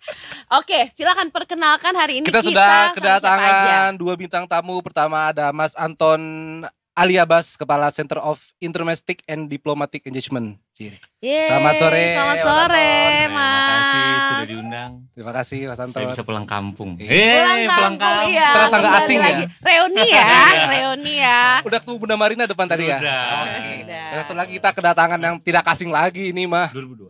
Ini host. Pada ngobrol aja. Jatohnya kita lagi reunian, Iya, Bang. kayak reuni akbar ini. Reuni Kayak enak sama akbar. senior-senior. Kita ada Kang Alexander Sudrajat, Kang Ajat. Selamat sore. Selamat sore. Nama udaranya Alexander Sudrajat? Iya. Oh saya dulu bukan ya? Bukan. Oh. Cuma nama pendek doang nama belakang. Kan biar kayak Gen Z, Alexander. Gen Z. Tadi mau Alexander the Great tapi udah dipakai. Oh, Jadi iya. Alexander Sudrajat. Coba. Oke, sekarang kita lagi mau ngebahas nih catatan refleksi HUT ke-79 TNI nih. Bapak-bapak di sini nih. Iya. Ya, bapak-bapak. Berat bahasannya sore-sore. Iya nih. Coba lampu Bahasan. dimati dikit biar. Enggak, Biar lebih jatuhnya gelap. kenapa? Karena berat ya, jadi harus Berat gelap, banget, harus iya. gloomy jatuhnya gitu. Jadi Kang Anton, ini Iya. melihat TNI nih sekarang udah 79 tahun dan tahun ini kan terkenal dengan salah satu momen atau peristiwa itu pembebasan pilot Susi Air di Papua ya kan. Betul. Sebagai bentuk implementasi smart power dalam menghadapi konflik horizontal di Papua. Menurut kacamata Mas Anton ini melihat TNI sejauh ini bagaimana, Mas? Ngomong TNI-nya dulu ya. TNI dulu aja. TNI-nya dulu silakan. TNI sampai sekarang masih mencoba untuk dibangun secara profesional. Oke. Iya. Oke. Jadi dengan kata lain Langsung senyap. Serius. Langsung serius. belum Karena profesional. udah bercanda nih, Kang Ajat, mohon maaf nih. Iya. Itu ada Kopaska di situ. Enggak, jadi ada banyak PR-nya Oke. gitu sampai usia 79 ternyata bukan kalau misal di usia tuh udah sepuh. Iya, Ya, 79. udah sepuh ya kan panggilannya Uzur. Uzur. Uzur. Tapi ngomong tentang apa yang sudah dicapai masih banyak PR-nya ternyata. Iya. Itu yang bagi saya ada harapan. Saya berharap pemerintahan ke depan bisa dongkrak itulah jadi lebih baik. Betul. Terutama setuju. unsur kesejahteraan. Ya. Cuma itu doang tuh yang penting. kesejahteraan. Iya, kesejahteraan. Kalau selain dari alat-alat ya udah biasa lah, banyak orang yang ntar nggak. Iya, iya. Tapi Saya kan dulu nih, kesejahteraan perwiranya apa prajurit? prajurit. Soalnya kalau ini mah mentereng-mentereng. Mentereng. Iya. Wah, Nah, Waduh. Melatih Ini kan 3 ke atas ini mah kan kan iya. kendaraannya Ini udah dipikir curang keren-keren. ini. Tapi kan kesejahteraan tuh nggak melulu soal uang, Kang. Mm-mm. Ngomong tentang rumah, ngomong Mm-mm. tentang kesehatan, ngomong tentang pendidikan, Ya, kan itu bagian dari kesejahteraan. Betul. Jadi kesejahteraan nggak melulu soal uang kan? Betul, Iya, betul. setuju. Tapi kan kalau kayak gitu problemnya bukan cuma di TNI ya. Bukan. Di ASN, di hampir Tapi semua kan, kalau nyambung aparatur nih, negara. belum lama ini tuh ada menteri yang dengan terang benderang bilang, saya sudah naikin 300%. Anjir, Wow. TNI Mhm. sudah berapa tahun pengen naik tukin aja susah bener. Terus Wow. sampai ada yang dengan bangganya naikin 300%. Itu kan buat nyesek kan? Iya. Ya, iya, ya, benar. menimbulkan kecemburuan ya. Kalau TNI mogok, bayangin. TNI nggak ada yang mau kerja. Kalau misalnya Iya. kan kita nggak bisa ngebayangin tuh ya. Bener, Dan itu jangan bener. sampai amit-amit ya kan. Amit-amit ya, jangan sampai, jangan Itu sampai. dua kata horor, TNI mogok. Iya. Itu horor banget. Ini yang mogok. TNI Ya, mogok. benar, jangan TNI sampai. Polri mogok gitu ya kan. Nggak kebayang itu. Soalnya apa? Ada yang nggak empati gitu loh dengan terbuka. Kita udah naikin 300%. Yang lain untuk naikin 10%, 5%. Susahnya minta ampun nggak setujuin. Kan sudah saatnya memang mudah-mudahan Pak Prabowo menghilangkan namanya itu Kementerian Sultan. Jadi jangan seenak-enaknya gitulah, gitu loh ya kan. Naikin 100% gitu ya kan. Di tempat lain ada yang nyesek, cuma 50%, mungkin 60%. Ini bisa naikin 300% dengan bangga gitu. Kan tuh buat nyesek. Tapi Pak, ini kan kasak kusuknya nih, Pak. Ini kita tenang banget ya terus. Iya, kita tenang banget, Pak. Ini kasak Deg-degan nih. kusuknya nih ada revisi UU nih yang akhirnya diwacanakan bisa masuk nih TNI ke Ranah ranah bisnis. bisnis. Ah, Itu tapi kan kan udah jadinya ditarik. enggak, tapi kan iya betul. RU-nya nggak dibatalkan. Nggak jadi. Oh, nggak jadi. Nggak jadi. jadi dibahas. Tapi ya jadinya nggak netral nggak sih kalau misalkan menurut Anabel aku ya Iya. kan? Jadinya kan jadi nggak netral dong kalau misalkan itu disahkan. Maksudnya ke TNI terjun ke dunia bisnis gitu Iya. atau Iya. politik gitu. Iya. Dulu TNI punya bisnis. Heeh. Ya kan, kemudian amanat reformasi dibersihin. Kenapa? Karena ternyata kesejahteraannya, kalau kita bilang hujan tuh hujannya ternyata nggak nyampe tanah Nggak gitu pernah ya. merata. kan? Hujannya cuma nyampe atap-atapnya Iya. doang ya. Jadi ya kalau bisnis jelas nih pengelolaannya ya Hah? kan nyampe tanah enak gitu ya kan. Mm-mm. Tapi di mana-mana yang namanya tentara kan nggak ada yang ngomong bisnis. Betul. Iya sih. Iya. Nanti kalau tentara ngurusin bisnis, mana yang mau dahulukan bisnisnya atau jaga kedaulatan, jaga yang Nah, lain-lain iya, gitu. jaga Nah rakyat. itu kan jadi Oh, bahaya iya, gitu. benar. Tapi kan untung tadi dibilang udah ditarik kan. Udah ditarik untungnya ya. Sebetulnya Nggak- nggak tidak update lagi kita ngebahas itu. Betul. Kan. Kembali ke soal kesejahteraan. Nah, itu. Nah, kesejahteraan. kesejahteraan. TNI bisnis kagak boleh. Iya. APBN cekak. Iya. Terus Iya. gimana nih? Kan sebenarnya bisa Kang. Karena kan di undang-undang itu dibilang bahwa untuk kebutuhan anggaran pertahanan itu ditanggung 100% Oleh oleh negara. negara. Artinya Oke. APBN. Itu satu. Kedua, mana sih yang harus kita dahulukan? Menuhin perut kosong atau kita beli senjata? Oh. Percuma senjata bagus-bagus, mobil mentereng segala rupa, ente lapar. Benar. Iya kan? Setuju. Iya, iya, iya. Perutnya dulu dikenyangin. Benar. Jadi kalau misalnya kita, itu ada yang jadi centeng segala rupa, lah perutnya kosong. Ya kan? Sementara tadi di tempat lain ada yang dengan bangganya kayak gitu kan buat nyesek. Oke, berarti kalau begitu kesejahteraan ini Mas Anton maksudnya bisa dirincikan nggak seberapa ininya sih, maksudnya mungkin bisa dibilang kayak tadi tukin nggak naik-naik Iya. begitu, atau mungkin sekarang yang setahu pengamatan saya sih kayak misalnya kan mereka juga mungkin bukan PTN itu ada pensiun kan ya, maksudnya Ada pensiun. ada sih, Ada. cuma maksudnya kayak temen saya tuh kalau rumahnya di Halim dia ketika bokapnya pensiun tuh udah cabut Iya, dari rumah iya. pindah gitu, maksudnya gimana sih gambaran detailnya gitu, mungkin tipis aja. Satu, apa yang bisa dipenuhin misalnya paling dekat adalah quick wins-nya naikin tukin. Naikin gaji kan semua harus ngikut. Semua ngikut nih. Iya, iya. Tapi kan kalau tukin per kementerian, per KL. Naikin Tunjangan aja tukin kinerja. jadi 100%, 90% lah. Iya. Semua TNI gitu. Gitu. Nah, soal perumahan itu memang punya problem karena ternyata kita itu kan senangnya rumah tapak ya. Iya. Di bawah nih. Kita belum biasa nih punya rumah langsungnya di apartemen Betul. ya kan. Ternyata untuk penyediaan rumah tapak itu kita punya problem tanahnya. Oke. Artinya apa? Ya udah Kalau misalnya apartemen kayak apa. Nah, cuma memang problemnya adalah ketika mereka tuh pindah sering kali lupa bahwa harus punya tuh rumah. Ya. Ya kalau kita kayak potongan-potongan kayak tapera segala rupa, kalau udah pensiun, Wah, mau beli iya. rumah kagak cukup rumahnya. Kalau nggak divaksin nggak cukup rumahnya. Iya. Dan banyak gitu, teman-teman saya juga gitu punya kendala. Misalnya udah pamen gitu, tanya rumah di mana? Belum punya rumah. Kenapa? Ya sibuk tour of duty. Nyicil dari mana? Lah iya. Gitu. Benar, Kan mau ngajuin cicilan berat juga. Siapa yang mau percaya nih nanti nih? Yang mau ngasih keringanan. Oh iya. Kalau di luar negeri ada tuh, di Amerika misalnya ada tuh Bank of Army. Jadi angkatan darat punya bank sendiri untuk memudahkan mereka dapat kredit. Dan Indonesia belum ada itu. Kita belum ada. Padahal Belum bagi ada, oke. Asuransi udah ada. asuransi sudah ada. Asuransi ABRI, Asabri. Iya. Yang juga dikorup juga Nah, sama manajemennya. Wow. Hmm. Aduh, untung senior Rat- ngomong. Triliunan lagi ya. Nggak cuma ratusan Benar. ya, triliunan. Berarti kalau gitu isu kesejahteraan TNI sudah lama jadi ini dong Kang Ajat. Jadi apa? Jadi perbincangan di media juga dong. Iya, itu jadi kayak semacam apa ya, muter aja, cuma diomongin aja, lari di tempat. dikasih solusinya enggak. Udah kayak lingkaran setan aja gitu di situ-situ aja udah. Kita paham ya kalau misalnya mungkin karena Pak Jokowi orang sipil jadi kurang terlalu peduli misalnya gitu. Kita coba natap ke depan nih, Iya. beberapa hari menjelang dengan presidennya pensiunan jenderal ya. Optimis nggak loh? Saya Bahwa sering kesejahteraan kali itu ditanya akan itu, lebih baik. optimis nggak? Optimis atau pesimis? Saya cuma bilang, saya menaruh harapan Menaruh harapan. bahwa karena sudah pernah kecewa gitu. Wah, memang. Saya sudah pernah kecewa dengan menaruh optimisme. Saya cuma naruh harapan aja dah.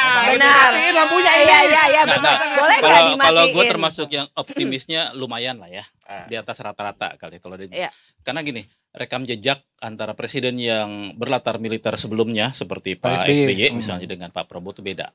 Pak Prabowo ini dikenal yang sangat sangat peduli dengan para prajuritnya. Iya. Cuma nggak tahu nih, apakah dia juga setelah menjadi presiden kan panglima Tertinggi. tertinggi semua angkatan. Iya.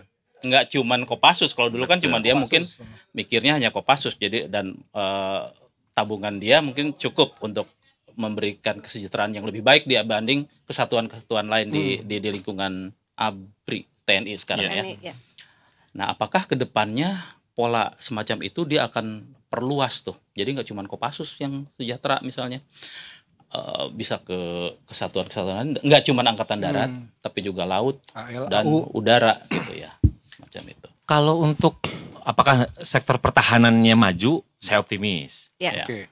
Ya kan tadi ngomong kesejahteraan nih. Iya, iya. Kalau sektor pertahanan maju, ya optimis. Oh, dia Karena- udah belanja begitu jadi Menhan kan belanjanya Iya. pesawat-pesawat Dan alutsista menarik tercanggih dia. kalau kita buka misal visi misi presiden, Astacita nomor 2 membangun pertahanan keamanan dan memperkuat kemandirian bangsa melalui ekonomi hijau, biru dan lain-lain. Itu menjadi menarik. Kenapa? Karena ternyata ngomong tentang ekonomi, ngomong tentang mandiri, itu satu tempat, satu piring dengan yang namanya membangun pertahanan keamanan. Oke. Ini di luar kebiasaan dari yang sebelum-sebelumnya. Oh iya. Jadi secara ada indikasi ini, ngomong indikasi nih.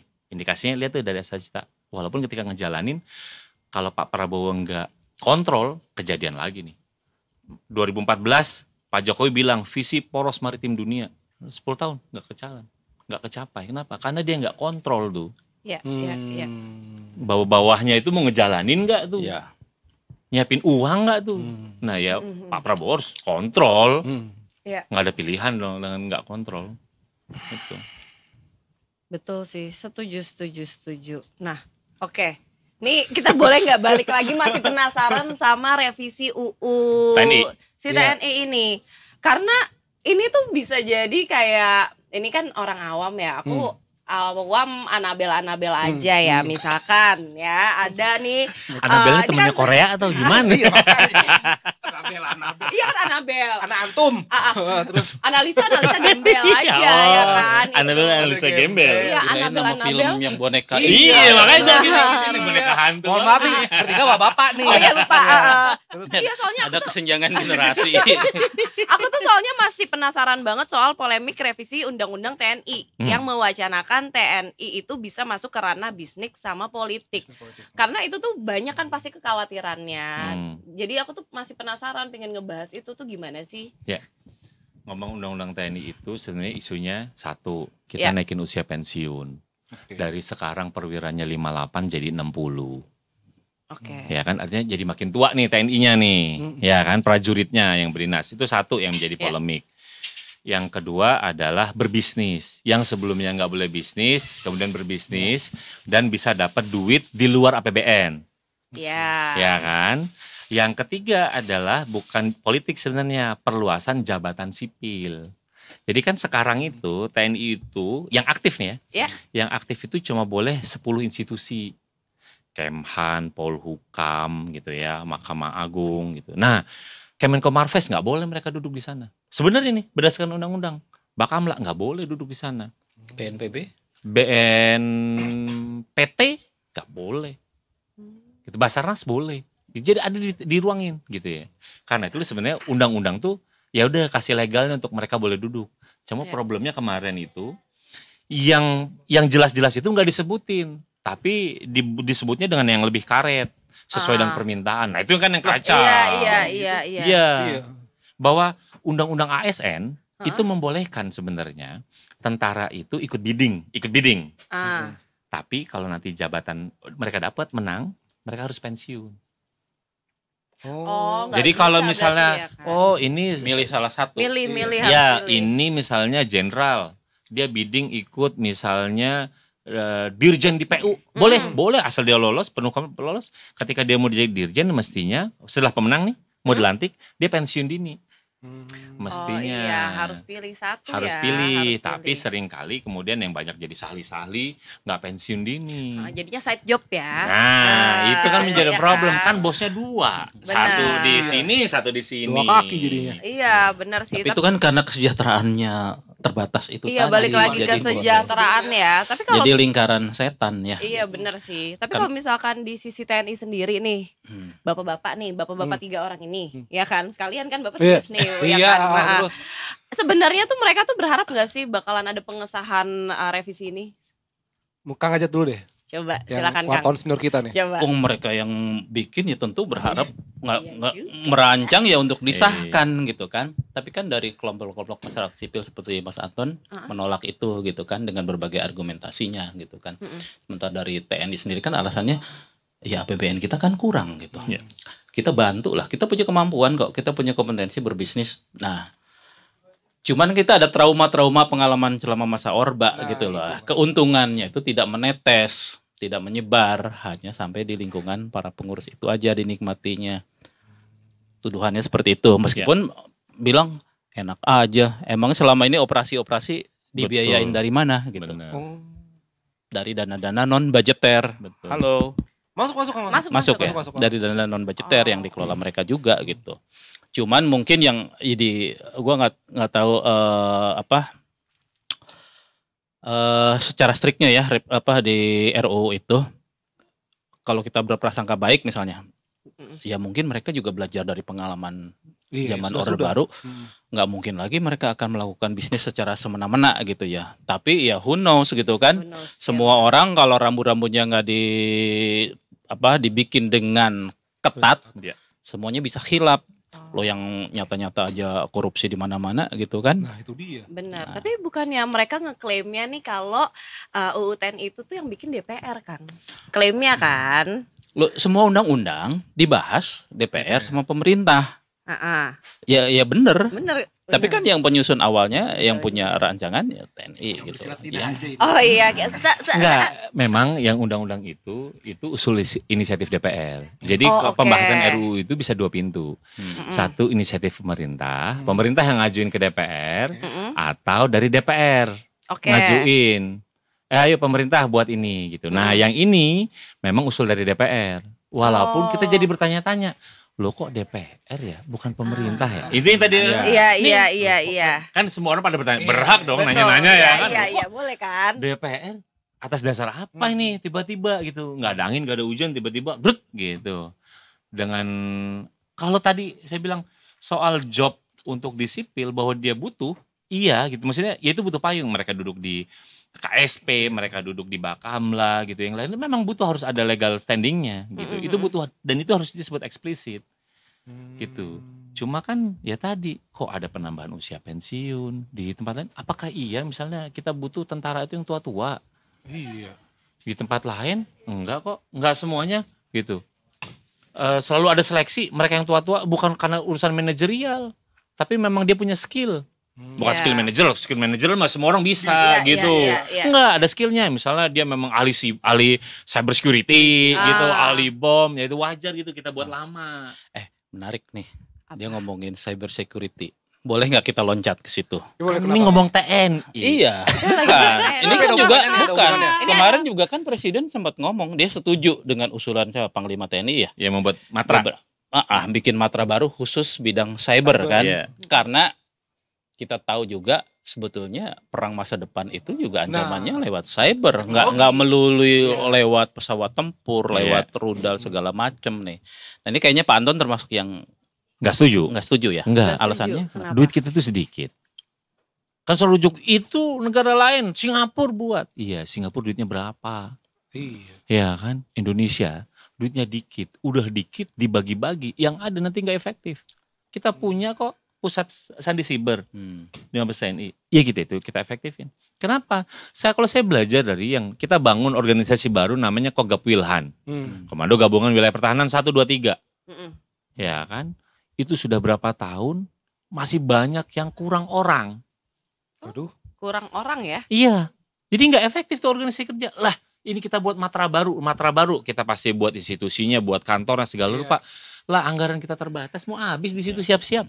Udahlah. Optimalkan yang sudah ada. Optimalkan yang sudah ada aja, nggak usah bagi saya sih nggak usah muluk-muluk lah kalau ini. Kita yang realistis jauh lebih mengena gitu loh. Tapi ini emang anggaran TNI ini sebesar 139,27 triliun ya, Kang, kalau nggak salah. Iya. Atau naik 15,7 triliun. Iya. Itu masih kurang berarti? Masih. Karena apa? Karena yang selalu banyak porsi terbesarnya adalah belanja rutin. Gaji pegawai dan lain-lain. Itu yang punya problem. Jadi sekalipun naik terus bukan berarti alutsista itu nanti porsinya akan naik terus, enggak. Itu memang punya problem gitu. Jadi anggaran naik terus, tapi distribusi anggaran itu tersedot banyak tuh di belanja pegawai sebenarnya. Itu juga yang memang butuh intervensi. Gimana nih gitu kita bisa menekan belanja pegawai. Belanja pegawai itu apa aja sih, Kang? Gaji terutama. Gaji. Tuntukin tuh masuk di situ. Tunjangan kinerja itu. Tunjangan kinerja. Jadi berapapun besaran, misalnya mau jadi 170, 180, kalau distribusi anggarannya, tadi porsi kan ada belanja rutin, lalu ada belanja barang, belanja modal. Beli alutsista itu di belanja modal. Iya. Gitu ya. Nah, kalau komposisinya 50%-nya berada di sini 50% dibagi 2, ini harus kita intervensi, ini harus dipatok dulu, maksimalnya 40% misalnya. Jadi di sini 60%, jelas nih. Kita bisa beli barang dengan enak segala rupa. Kalau besaran distribusi ini kita nggak intervensi, ya cuma aja. Mau besok dikasih 200, 300, 400, ya 50% habis di sini. Benar. Masuk lubang yang sama lagi. Iya. Distribusi harus diintervensi juga. Iya. Tapi kalau misalnya ngomongin tentang alutsista ya, ini kan udah jadi salah satu atraksi setiap HUT TNI ya. Iya kan. Udah lihat belum di Monas? Iya, mau lihat deh. Gitu kan. Nah, ada yang pindah dan macam-macam. Iya kan. Nah, tapi gimana kesiapan kekuatan TNI dalam menjaga kedaulatan dan nih keamanan nih? Soalnya kan kita ngelihat eskalasi perang Timur Tengah kan meluas ya. Kan ada nih ketakutan kita pasti ada kan? Ada nggak? Ya kan. Itu gimana nih? Ini yang jauh lebih serius lagi omongannya. Lampu matiin lagi lampu tolong. Warna merah boleh, lampunya warna merah. Oke, seru nih. Karena memiliki itu bukan berarti nanti dia bisa digunakan atau siap tempur. Ini ada klasifikasi yang berbeda. Oke. Jadi kalau Anda beli mobil, Oke. nah itu Anda cuma punya mobilnya, Anda bisa buat jalan, atau bisa buat ngebut-ngebutan. Itu 3 hal yang level yang berbeda. Yang paling tinggi adalah bisa buat ngebut-ngebutan kalau saya komparasi ke mobil. Ini siap perang. Oke.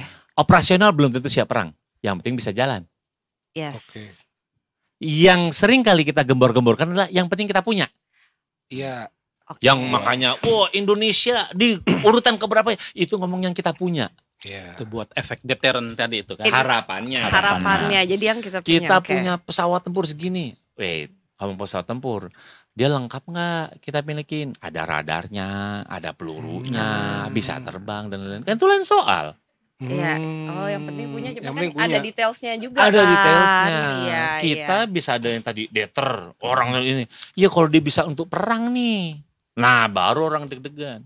Tapi iya sih. Jadi Berarti sejauh ini kita masih dalam tahap cuma memiliki atau udah siap tempur? Nah posisi kita nih sekarang di mana nih? Aduh, Kan maaf jadi nih. pertanyaan kita Iya. ya kan sebagai orang awam. bagi saya untuk yang siap tempur kita masih harus tingkatkan. Oke. Karena seringkali itu kita gembor-gemborin itu kita punya. Padahal enggak di situ. Oke. Karena untuk melihara ini untuk jadi siap tempur itu butuh duit yang banyak. Oh. Sementara nih hari ini sampai hari ini ada tank rusak. Kalau Anda punya mobil hari ini rusak, besok kan ke bengkel. Iya betul. Iya kan? Nah di TNI enggak. Hari ini rusak. Wait, nanti kita cek dulu anggarannya ada nggak alokasinya. Ada nih. Baru tahun depan mas. Oke, tahun depan. Nanti nggak rusak bengkel, nggak bisa mas. Nanti kita pengadaan baru, kayak pengadaan barang baru. Jadi kita lelang dulu segala. Ada prosesnya lagi. Panjang dan itu panjang. Jadi hari ini rusak, besok nggak bisa masuk bengkel dan itu problem. Wow. Oke.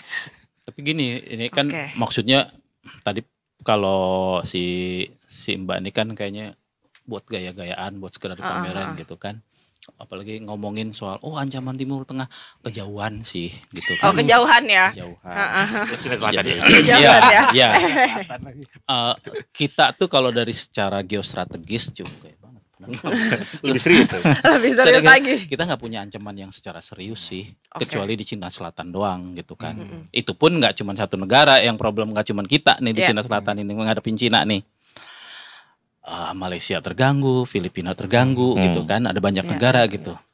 Dan yang belain pun ada juga, Amerika juga pasti nggak akan diem gitu. Cuman kan nanti ada konsensi-konsensi tentunya di situ.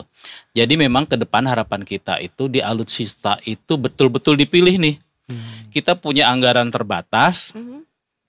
Mana nih prioritas kita, skala prioritas kita? Ancaman serius kita di mana sih? Di darat, di udara, apa di laut gitu? Apa di teknologi? Di laut. Ya itu di laut tuh artinya.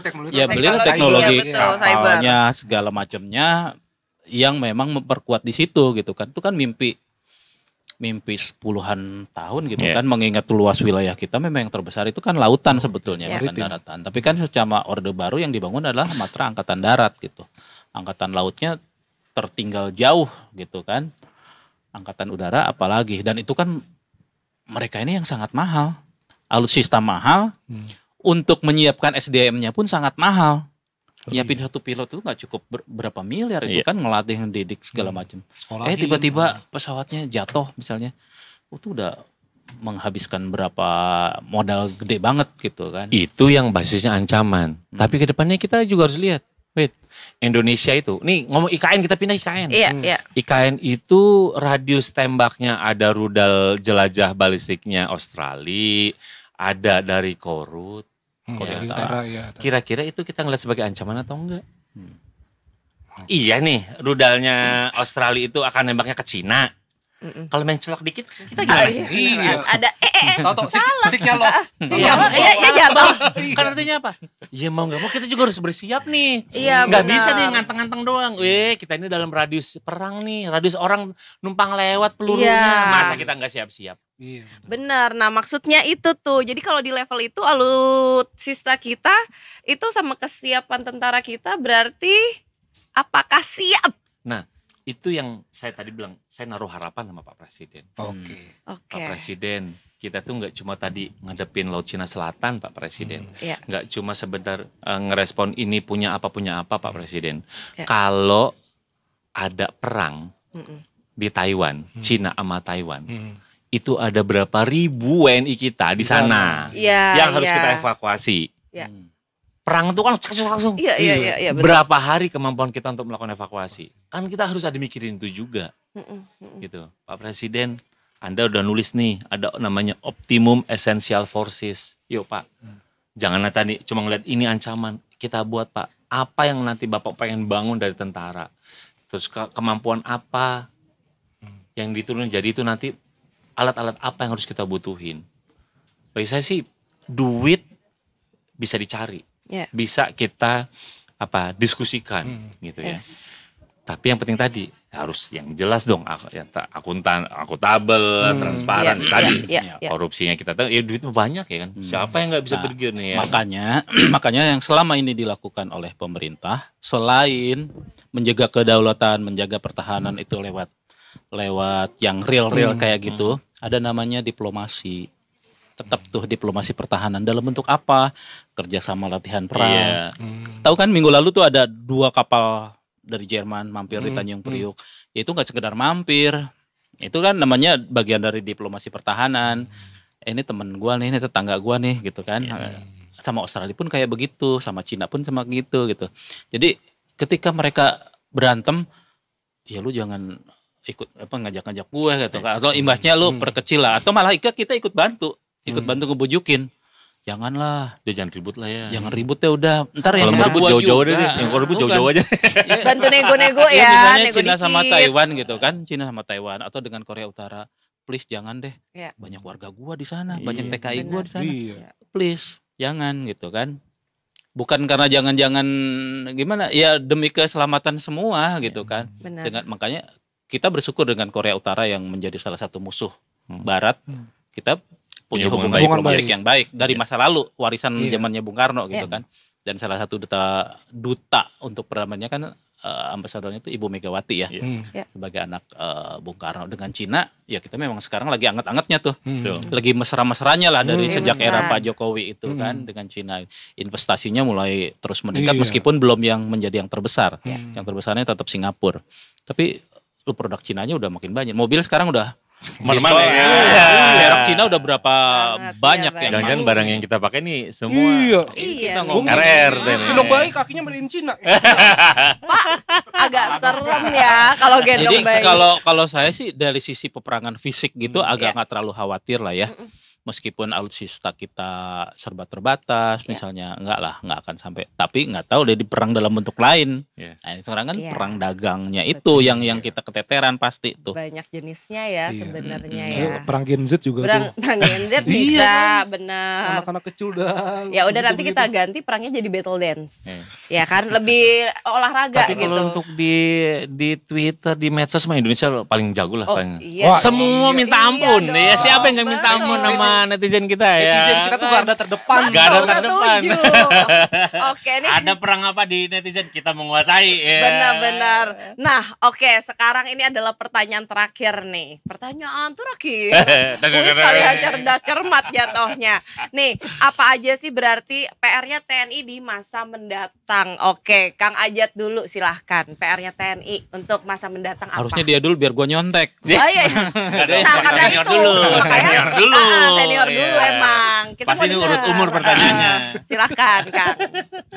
Pertama tadi soal kesejahteraan kita setuju. Yang kedua profesionalisme oke banget gitu kan. Itu udah ditunjukkan sih selama ini dalam beberapa kasus ya, diakui atau tidak lah ya. TNI hubungan dengan Polri juga 10 tahun terakhir ini mesra banget gitu kan. Kita ada kekacauan suka nggak suka, ternyata TNI turun, alhamdulillah kelar nih. Contohnya misalnya yang ya kasusnya dulu masih Pak Jaja jadi Pangdam Jaya tuh, ketika semua orang nggak ngerti mereka Pak Jaja mana? Pak Jaja, Pak siapa yang Dudung kok Jaja sih? Jaja mah kalau makanya Orde Baru itu masih Pak Dudung. Yang mana nih? Nurunin ini yang punya spanduk FPI, baliho segala macam. Kemarin ikut terlibat pembebasan Chandra misalnya, yang 1,5 tahun tanpa melontarkan 1 butir peluru pun misalnya kan. Kesabaran TNI kita patut puji di situ. Kesabaran Polri meskipun anggota TNI ada yang ketembak, ke Polri apalagi gitu ya, warga sipilnya juga. Dan kalau khusus kita bicara soal pembebasan sandera itu memang kita pengalaman puluhan kali, dan memang itu prosesnya butuh waktu yang berbulan-bulan, dan pasti akan selalu melibatkan aktor di bawah itu tuh. Yang mungkin secara ininya TNI Polri, tapi sebetulnya ada aktor-aktor lain yang ikut berperan sebetulnya signifikan juga di situ, tapi nggak dimunculkan ke publik gitu. Saya sih sejauh ini udah concern saya itu sih, TNI udah relatif on the track selama masa sipil ini ya. Dulu kan kalau kita Orde Baru, wah ada penggantian Panglima ini heboh, wah ini seolah-olah mau gimana gitu, kita tergantung banget gitu. Kalau sekarang kan enggak. Sekarang kita emang lu tahu Pangdam Jaya siapa sekarang? Emang kita tahu ya Panglima TNI aja kita tahu. Kalau dulu itu Pangdam Jaya, Pangdam Brawijaya, Pangdam Siliwangi, yang kota-kota penting itu. Sekarang bodo amat gitu, sabodo teuing. Nggak ngaruh sama gua gitu. Artinya Pak, ya itu sesuai amanat reformasi. Ya memang dia fungsinya di belakang aja nih, nggak sama. Sebaliknya dengan polisi ya, segala apa-apa polisi. Nah mungkin nanti PR-nya dengan polisi nih. Tapi kan tema kita kan tentang tentara, polisinya nggak usah bahas banyak-banyak. Mancing. Cari Bayangkara nanti masih udah kelewat bulan Juli nanti. Bapak Sato gimana? Gimana Mas? Saya ngomong tentang profesionalisme. Profesionalisme itu ada 5 elemennya. Dipersenjatai dengan baik, digaji dengan baik, dilatih dengan baik, di-manage dengan baik. Lalu dididik dengan baik. Bagi saya 5 ini masih membutuhkan penguatan. Jadi kalau Anda mau bilang profesional 5 indikator ini. Ini udah penuhin belum? Kalau belum, itu yang harus PR 1. Kedua, ya tadi kesiapan tempur. Walaupun perangnya belum tahu, nggak usah nunggu perang baru kita mikir. Benar, siap aja dulu. Siapa yang nyangka Ukraina itu akan diserang sama Rusia? Iya, betul. Ya kan tiba-tiba diserang. Masa kita harus nunggu kayak gitu dulu? Gagap kita. Udah bubar semua nih. Mau gerilya di mana? Hutan kagak ada. Ya kan?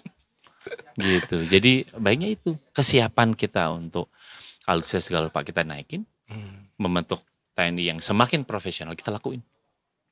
Jadi kalau udah ngomong kesejahteraan ya bagian dari profesional. Kalau nggak sejahtera kita nggak bisa berharap tentara kita profesional. Mimpinya kejauhan. Ya tadi perut lapar suruh ini. Iya. Mau gimana? Setuju. Sama lah sama dia, perut lapar suruh liputan. Pejap. Langsung laptop udah mati mulu. Aduh, masih ada. Handphone nge-hang. Tapi luar biasa banget, makasih banget loh ngobrol-ngobrolnya Kang Ajat, Mas Anton, luar biasa daripada ini makin jauh ya. Jadi kan kita langsung aja ngecek kita di Jakarta gimana nih keadaannya macet ya, soalnya kan Jumat macet, kita langsung. Oh di Jumat ya? Ini hari Jumat, kita langsung terhubung sama NTMC Brigadir Medina. Kita lihat bareng-bareng dulu nih, macet ya di Jakarta sambil ngerumpi ya. Yuk, silakan. Brigadir Medina. Baik, terima kasih rekan Afif dan Pucon dan juga selamat sore pemirsa menemani aktivitas sore hari Anda. Kami akan mengajak pemirsa untuk mengetahui bagaimana kondisi arus lalu lintas langsung dari kawasan Pancoran, Jakarta Selatan. Dapat Anda bersama layar kaca Anda arus lalu lintas pada sore hari ini sudah mulai terjadi peningkatan volume arus kendaraan yang memang pada sore hari ini adalah jam pulang perkantoran. Yakni arus lalu lintas dari arah MT Haryono yang akan mengarah ke Semanggi saat ini dalam situasi ramai namun masih terlihat lancar dan penempatan kecepatan kendaraan hanya menjelang antrian traffic light saja, selepasnya kendaraan dapat melaju dengan kecepatan normal. Begitupun untuk arus lalu lintas sebaliknya dari arah Semanggi akan mengarah ke MT Haryono saat ini dalam situasi ramai dan juga lancar. Antrian kendaraan di belakang traffic light kurang lebih sepanjang 100 meter ke belakang, selepasnya kendaraan dapat melaju dengan kecepatan normal. Dan kendaraan di kawasan ini didominasi oleh kendaraan pribadi baik roda 2 maupun roda 4 dan sesekali dilintasi oleh bus Transjakarta. Kemudian untuk arus lalu lintas dari arah Pasar Minggu yang akan mengarah ke tempat saat ini sudah mulai terjadi peningkatan volume arus kendaraan. Hal yang sama juga terjadi dari arah sebaliknya yakni dari arah tempat yang akan mengarah ke Pasar Minggu. Kami menghimbau kepada Anda para pengendara agar selalu mematuhi arahan dan juga petunjuk dari petugas kami yang berada di lapangan untuk kelancaran arus lalu lintas di kawasan ini. Dan pemirsa perlu kami informasikan bahwa di kawasan ini diterapkannya sistem ganjil genap. Dan saat ini hanya plat nomor genap saja yang dapat melintas di kawasan ini. Dan untuk plat nomor berplat ganjil, silakan melintas di jalur alternatif lainnya.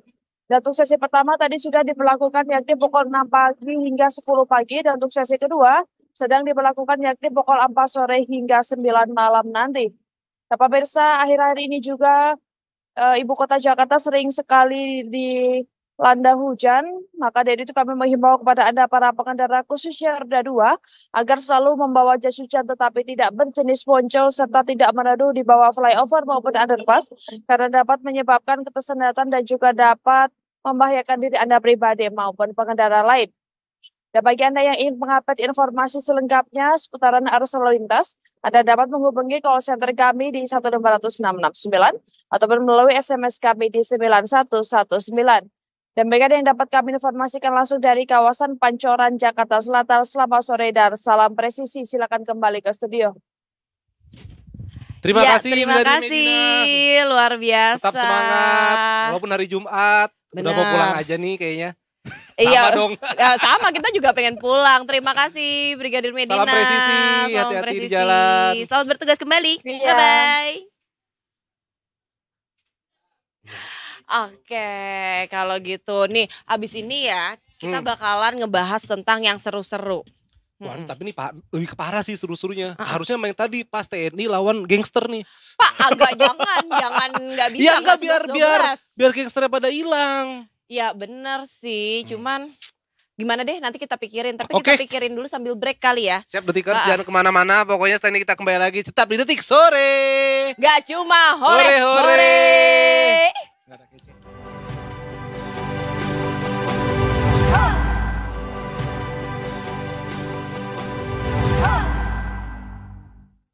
Yes, selamat datang di Detik Sore. Enggak cuma hore-hore.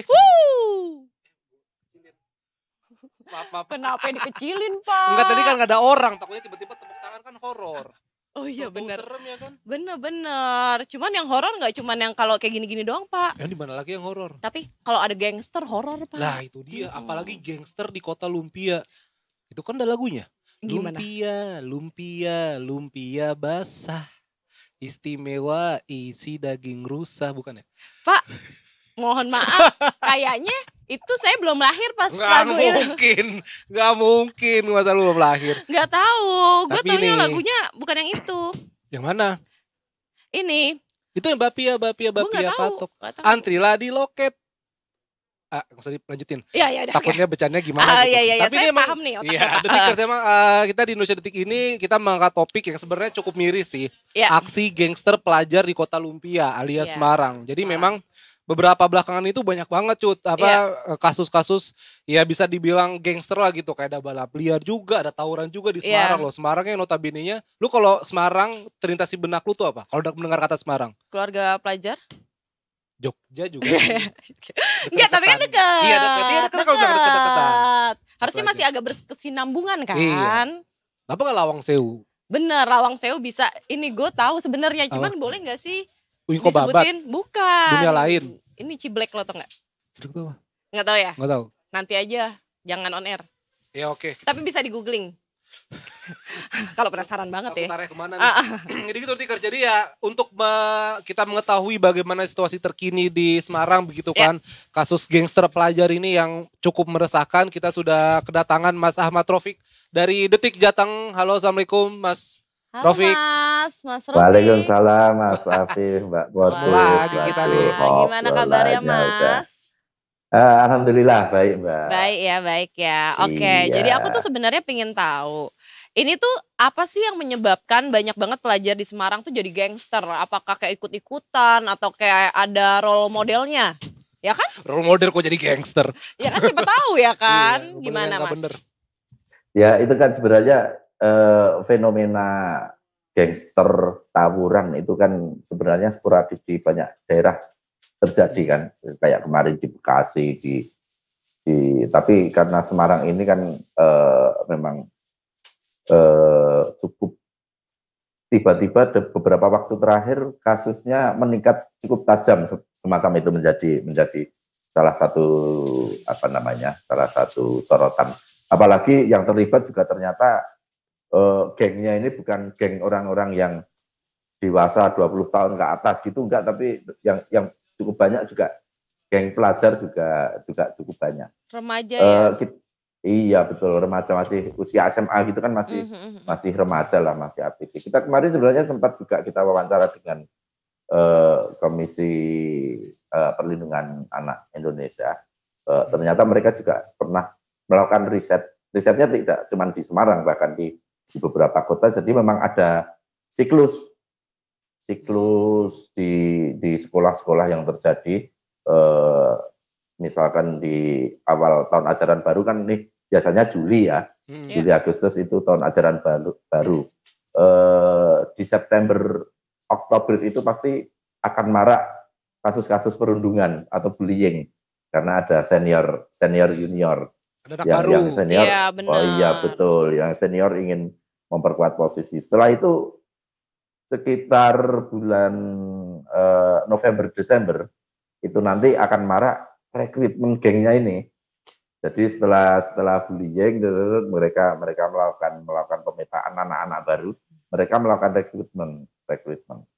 Nah, setelah proses rekrutmen ini biasanya Januari sampai Maret itu marak-maraknya tawuran atau bentrok antar geng sekolah semacam itu. Jadi yang sekarang ini menjadi sorotan bisa jadi, walaupun kalau bisa memang dicegah, bisa jadi belum titik puncak, karena ya ini riset memang titik puncaknya selalu di Januari sampai Maret kalau tawuran yang melibatkan geng-geng anak sekolah semacam itu sih. Jadi memang ada proses rekrutmen sebenarnya di geng tersebut, geng sekolah. Kalau alasannya sih, kalau kita ngobrol-ngobrol sama anak-anak sekolah sekarang gitu ya, mereka ingin menjaga harga diri sekolah kan semacam itu, jangan sampai dianggap enteng oleh sekolah lain semacam itu. Oh, membela sekolah ceritanya. Tapi ini aku mengutip berita Detik Jateng nih, Mas Rofiq, Kapolrestabes Semarang Kombes Irwan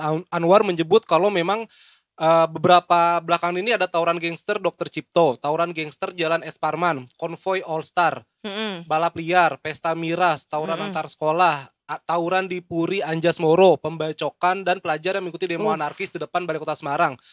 Apakah bisa dibilang Semarang ini situasinya memang lagi mencekam atau baik-baik saja nih, Mas? Karena beberapa kasus terakhir itu selalu terjadi di malam hari, memang beberapa waktu belakangan di Semarang itu kalau malam hari cenderung lebih sepi, orang akan menghindar untuk bepergian di malam hari, dan ini sudah terjadi sebenarnya kemarin pertengahan September kemarin, seorang mahasiswa dari Udinus Universitas Dian Nuswantoro, kebetulan dia anggota BEM juga. Dia pulang dari kampus mau pulang ke kos. Pada tengah malam dia menjadi korban tawuran geng salah sasaran semacam itu, sampai akhirnya tewas. Akhirnya meninggal. Dan ini sudah memang korban salah sasaran ini sudah beberapa kali terjadi juga. Artinya ketika ada gangster tantang-tantangan tapi ternyata yang satu nggak datang gitu, kadang-kadang mereka udah gabut gitu. Ada salah satu anggota gangster yang kita wawancara, ya memang akhirnya mereka gabut nyari musuh gitu kan. Oh, jadi, emang nyari. Harusnya nyari ilmu, nyari ilmu, benar. Padahal nyari musuh, dan mereka kadang-kadang udah tantang-tantangan di medsos, tapi yang satu nggak datang. Itu kan mereka udah mungkin emosinya udah diubun-ubun ya kan? Diubun-ubun tapi tidak terlampiaskan. Nah, ini yang menjadikan fenomena gangster itu yang semula itu tawuran antar gangster jadinya membahayakan masyarakat lain. Itu yang menjadi menjadi concern polisi. Penanganan gangster di Semarang ini memang harus seserius mungkin, apalagi mereka juga memiliki alutsista kan kalau tadi. Oh iya, benar. Dia ada alutsistanya juga masalahnya. Iya, mereka juga senjatanya itu juga, kita sendiri aja ngeri lihatnya. Iya. Pedang bukan, sabit bukan, ini bukan, tapi kayak sabit tapi panjang banget. ya. Biasanya mereka menyebutnya corbek semacam itu. Tapi Itu kalau bisa 2 meter panjangnya. Dari kepolisian sendiri, Mas Taufik, apakah ada imbauan gitu kepada masyarakat atau bagaimana? Apakah polisi juga kemudian bekerja sama dengan pihak sekolah begitu, betul. Mas Taufik? Betul, beberapa hari terakhir ini dari Polrestabes Semarang juga berkeliling ke sekolah-sekolah untuk memberikan himbauan dan sosialisasi kepada para siswa.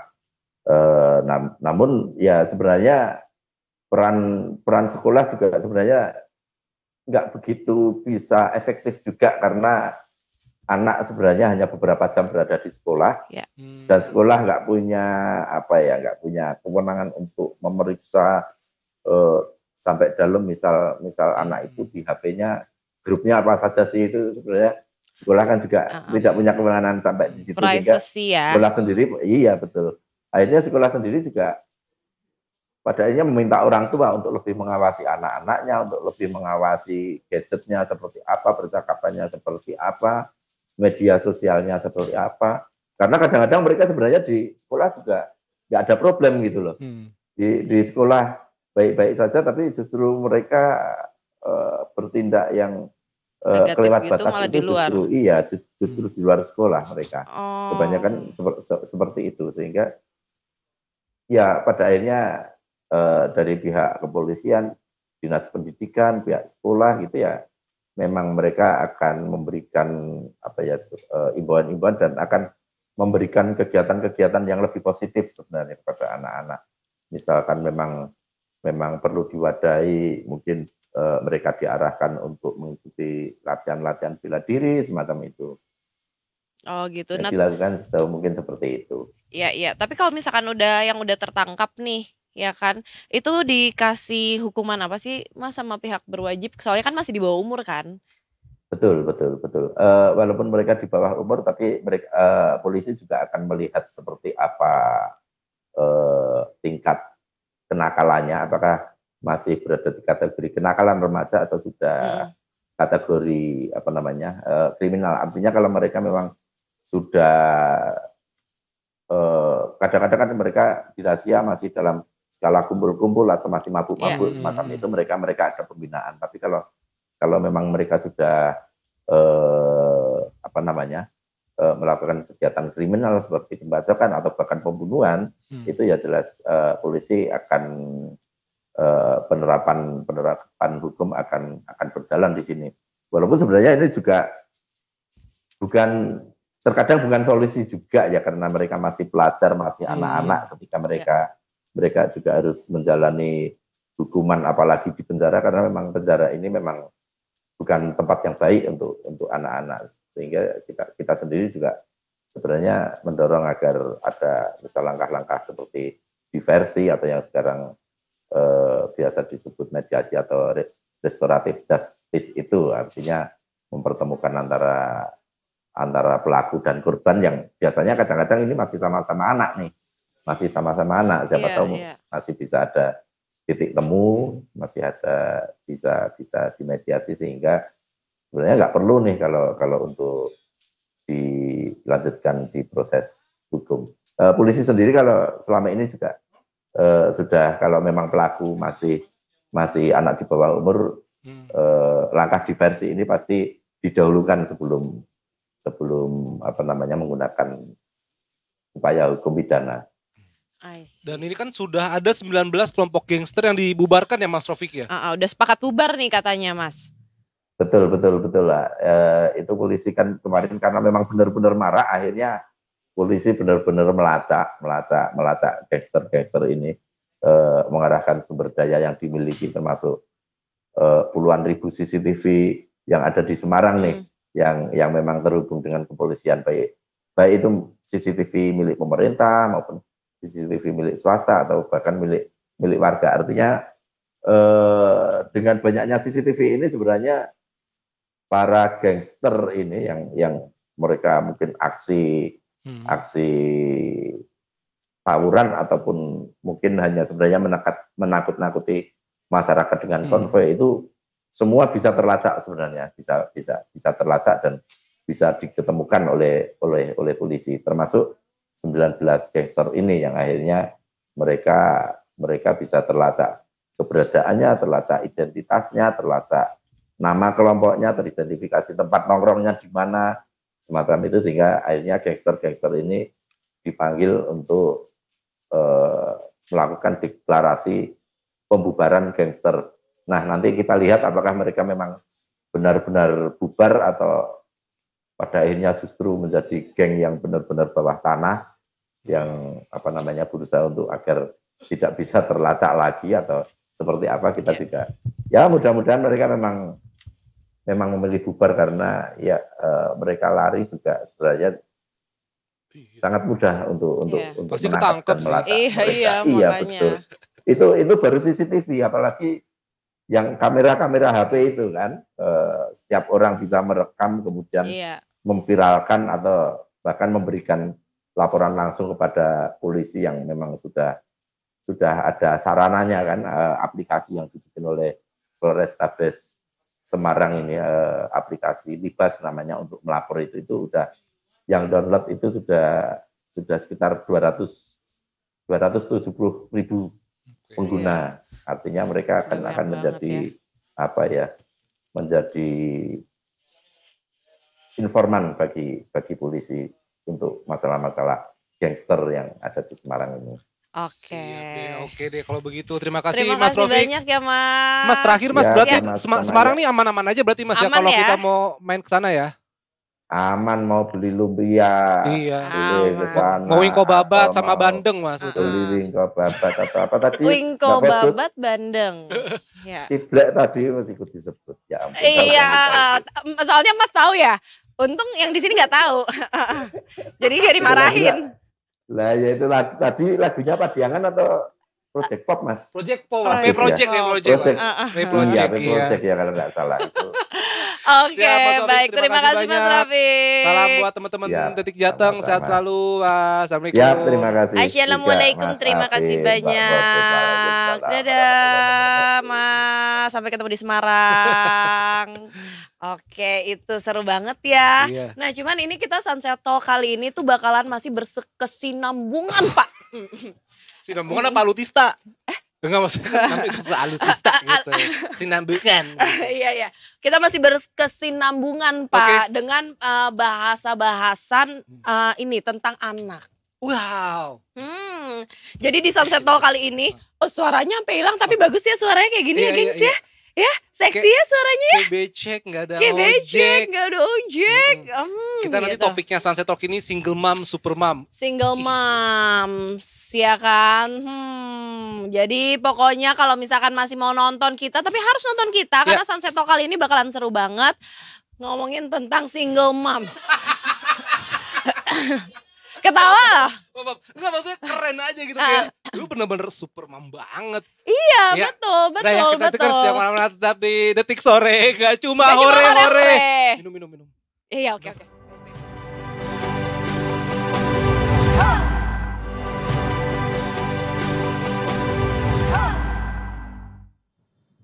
Selamat sore. Selamat maghrib ini kayak. Ini selamat maghrib. Iya, betul. udah mau maghrib Kita balik nih. lagi di Sunset Talk kita. Di Detik Sore. Ya, di Nggak Detik cuma Sore. hore-hore. Nggak cuma. Ulang boleh? Oh iya oke. 1, 2, 3 Detik Sore. Nggak cuma hore-hore. hore-hore. Beginilah kalau host jarang dipasangin Detikers ya. Namanya juga cabutan. Bisa gitu. Curhat ya? Iya, boleh nggak ada curhatnya? Ini abis ini Enggak. gue yang curhat. Ya ini pas banget nih. Iya, nah kita hari ini tuh mau ngebahas tentang Single Mom Indonesia. Wow. Sebuah komunitas. Oh ada komunitasnya. Iya, menarik banget kan. Makanya langsung aja kita panggilin Kak Mauren. Halo Kak, selamat sore. Hai. Kayak ini mohon maaf anginnya ada kenceng ya Iya, Kak. benar. Tadi remote-nya ada di sini cuman nggak tahu nih kemana. Kita emang sengaja biar rambut kita begini nih. Oh, kita kan harus tetap kayak iklan. Ini jambul di mana di sini nggak kemana-mana. Bapak jambulnya disepre. Kuat ya. Soalnya disepre nggak tuh? Spring bed. Kamu Ren, Oke. boleh ceritain nggak soal komunitas Single Moms Indonesia ini? Latar belakangnya apa, sejak kapan berdirinya Kak? Iya, Single Moms Indonesia itu berdirinya 8 September 2014. 10 tahun ya? Sudah 10 tahun, baru aja kita merayakan 1 dekade. Jadi Latar belakangnya karena keresahan pribadi sebetulnya Kak. Jadi pada saat saya mau divorce, saya udah nyari komunitas. Karena ngerasa pada saat itu teman-teman seusia saya itu baru nikah. Saya udah mau divorce, jadi nggak relate kan, nggak ada teman curhat. Kebetulan juga keluarga nggak ada yang pernah divorce, jadi ada keinginan, pengen ya punya support system. I need a support system gitu loh Kak. Tapi karena nggak ketemu, jadi akhirnya saya menyalurkannya lewat menulis. Waktu itu zamannya blogging ya, 2010 itu. Saya akhirnya menulis dan dari situ kenal dengan banyak ibu tunggal lainnya gitu. Akhirnya kami bertemu di salah satu event tahun 2012. Nah di situ event launching buku antologi kehidupan ibu tunggal kebetulan. Nah itu jadi katalis sebetulnya karena di acara itu saya ngelihat kok banyak ya teman-teman yang nasibnya sama nih kayak saya ibu tunggal juga gitu, dan event itu akhirnya berubah menjadi sharing session Kak. Dan disitulah saya berpikir lagi, this is what I want, this is what I need gitu. Akhirnya setelah kami sering ketemu, sering jalan bareng, ngopi bareng, cerita curhat gitu ya Kak. Akhirnya ya udah bikin deh komunitasnya gitu, Single Moms Indonesia gitu. Sejarah singkatnya. Sejarah singkatnya seperti itu. Udah berapa orang yang jadi anggota nih untuk saat ini Kak? Terakhir saya cek tadi pagi itu 11.300 lebih. 11.300. Nambah 11.301. Boleh Kak nanti. Nanti boleh. Itu di Jakarta aja atau di mana? Di seluruh Indonesia, bahkan di luar negeri juga ada. Semuanya ibu tunggal Indonesia tapi. Berarti kalau itu kegiatannya banyak online kah atau offline? Dua-duanya, tapi memang mayoritas masih online ya, karena kami kan belum bisa bikin event di semua wilayah di Indonesia, kecuali ada sponsor ya Kak. Iya, bisa masuk ke sponsor. Benar, cuman kalau misalkan bikin event butuh MC. Boleh. Siap, nanti kita tukeran nomor ya Kak. Iya kebetulan ya kan. Arahnya udah ketebak. Makasih ya Pak. Programnya apa aja nih di SMI ini? Beragam banget Kak kalau program. Jadi kami memang satu yang utama itu kami adalah support system. Jadi we provide a safe space di mana ibu-ibu tunggal ini bisa saling bertanya, bisa bercerita, bisa curhat lah ya gitu tanpa takut dihakimi. Karena kita semua tahu stigma yang ada di luar sana itu seperti apa. Jadi itu yang pertama, pilar kita itu adalah safe space di mana ibu-ibu ini bisa berbagi pengalaman, bisa saling menginspirasi. Dan yang kedua, kami provide banyak program-program pemberdayaan Kak. Karena visi misi kami adalah pemberdayaan ibu tunggal. Jadi nggak cuma curhat aja, kita ajak ibu-ibu ini bangkit dan berdaya kembali lewat program-program yang macam-macam, mulai dari parenting, financial management, sampai kelas menulis, kelas bahasa Inggris. Jadi yang menambah skills, soft skill, hard skill, yang bisa membuat mereka bangkit dan berdaya kembali. I see. Tapi ini menarik banget. Soalnya menurut aku saat seseorang ini memutuskan gue bakalan menjadi orang tua tunggal. Adalah pasti yang dipikirkan adalah keuangan gue nanti gimana, apa kata orang itu gimana, terus gue kehidupan selanjutnya gimana, apa yang harus gue lakukan dan apa yang akan gue lakukan gitu. Jadi ini semua kalau misalkan bingung bisa masuk ke SMI ini bisa dan banget, ada semua di sana program-programnya ya, menarik banget sih. Tapi memang peran ibu sebagai orang tua tunggal gitu, apalagi Indonesia kan negara nomor 3 fatherless. Fatherless, yes. Ya itu sedih ya, itu fakta yang sedih. Tapi sebetulnya mungkin perlu kita kembalikan fungsi dari keluarga. Sebetulnya yang bikin fatherless ini kan karena tidak ada keterlibatan ayah. Nah sementara tidak ada mantan ayah sebetulnya. Jadi sebaiknya ayah-ayah di luar sana yang lagi nonton, halo, you mari ya tetap cari cara untuk co-parenting. Di kami Single Moms Indonesia sangat-sangat mengkampanyekan co-parenting karena yang menyakiti anak-anak itu bukan perceraian, tapi how the parents behave setelah bercerai. Nah, jadi bebannya ganda ya ke ibu gitu. Udahlah fatherless country, itu single momnya kurang support gitu. Itu agak berat dan sangat-sangat unfair menurut kami ya Kak.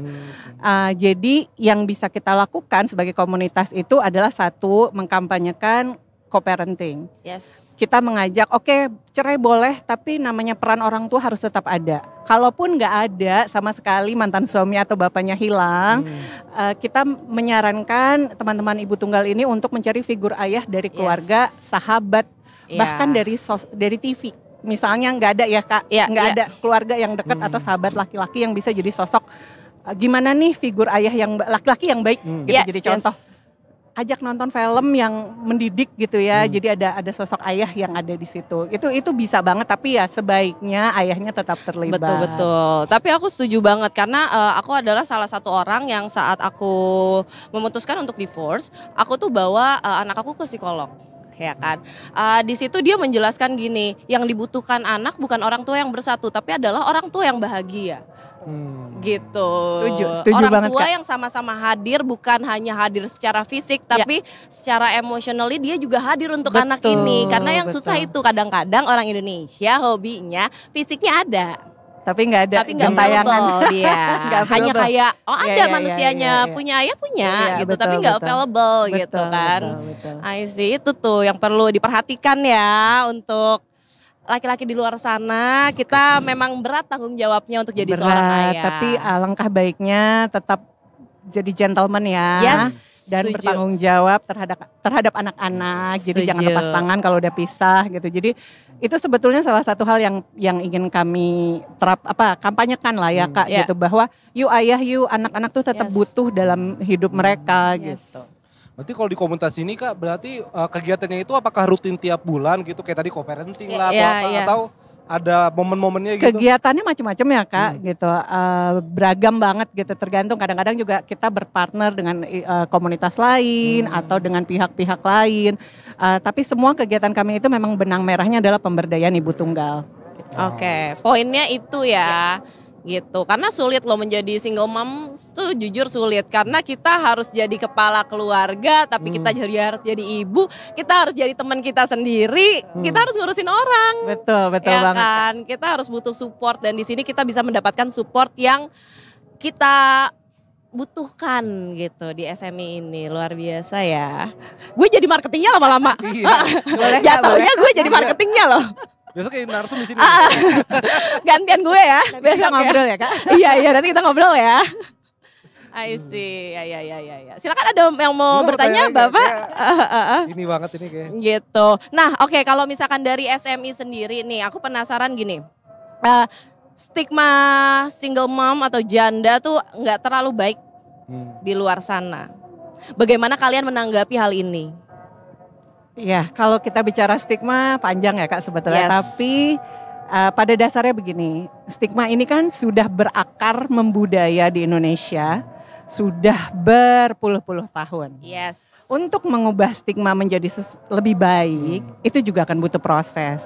Saya pernah baca satu artikel yang menyebut bahwa untuk mengubah tradisi atau kultur itu butuh 2-3 generasi. Mungkin saya nggak akan ngelihat perubahan itu, pergeseran itu terjadi. Tapi yang bisa kami lakukan sebagai komunitas, kita berdayakan ibu tunggalnya. Sambil kita edukasi masyarakatnya bahwa janda ibu tunggal itu tidak seburuk yang digambarkan, tidak seperti yang dibuat bercandaan, jadi memes gitu ya, nggak seperti itu. Dan kami percaya kalau ibu tunggalnya sudah berdaya Kak, stigma mau datang kiri kanan atas bawah, mereka akan tetap berdiri tegak.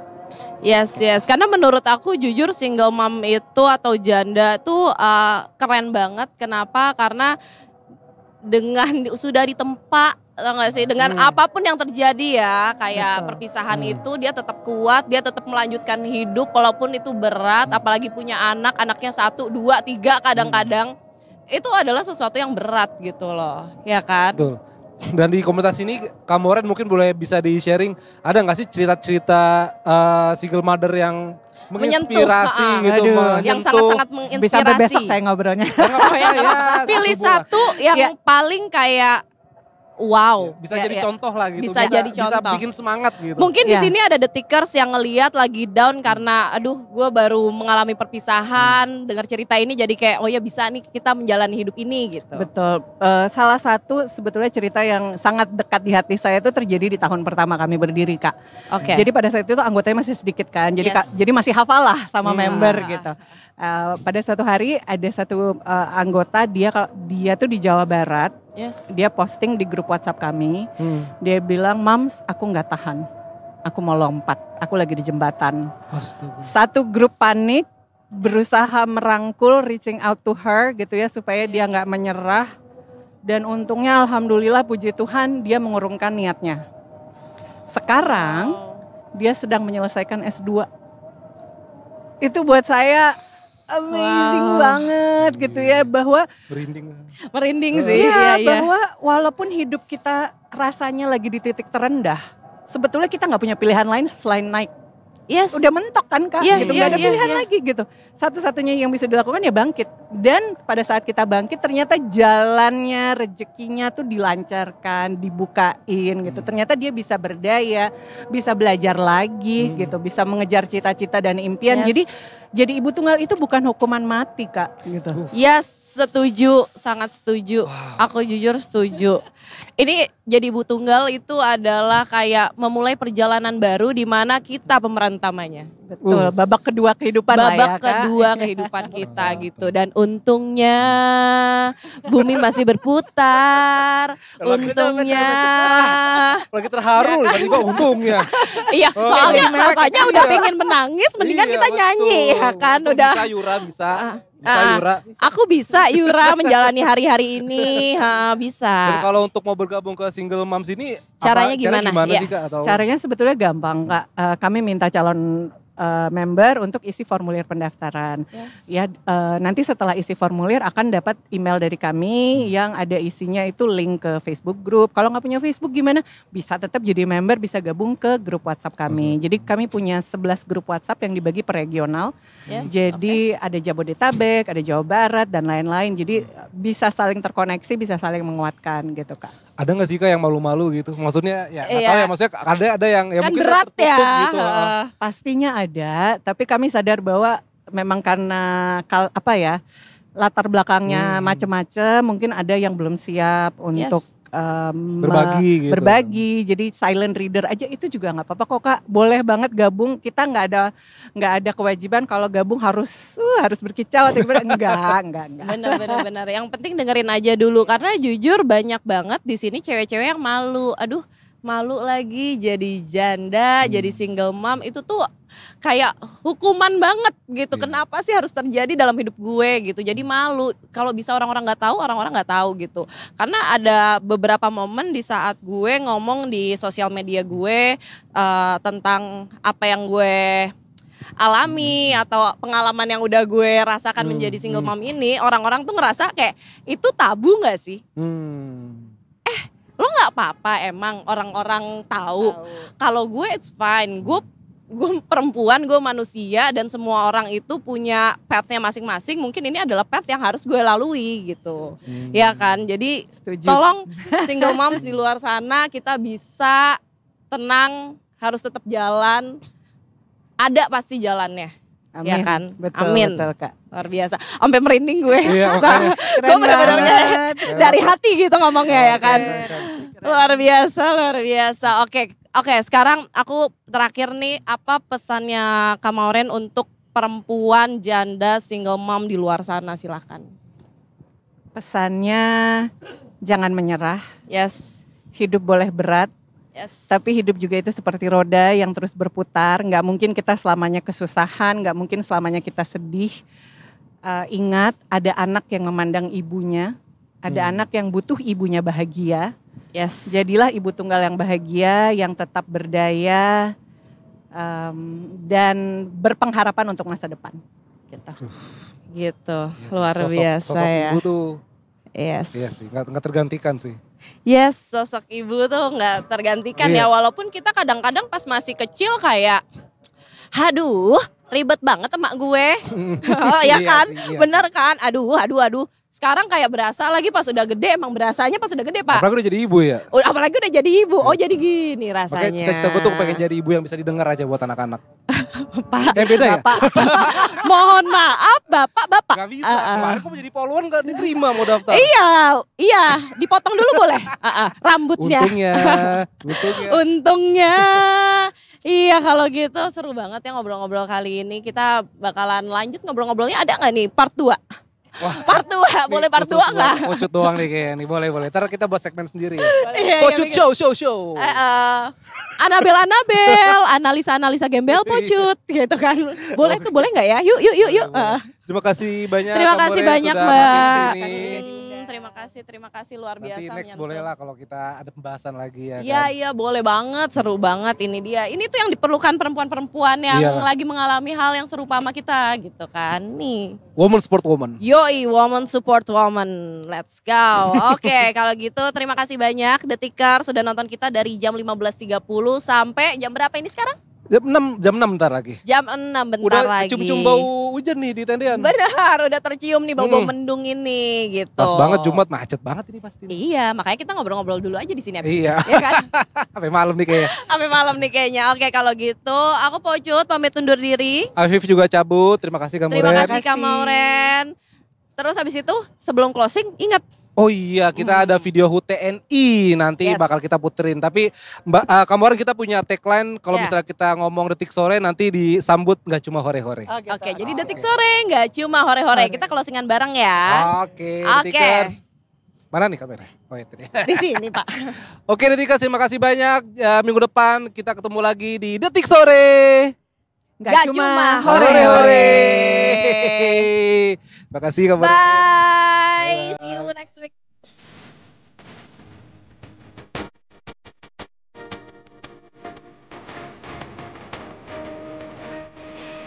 Bertanggung jawab. Halo Detikers, saat ini saya sedang berada di kawasan Monumen Nasional atau Monas, Jakarta Pusat. Seperti tahun-tahun sebelumnya, jelang hari ulang tahun TNI pada 5 Oktober nanti, kawasan ini akan diramaikan dengan alat utama sistem senjata atau alutsista. Dan saya akan mengajak Detikers semua melihat satu persatu alutsista yang dimiliki oleh Tentara Republik Indonesia. Penasaran? Let's go!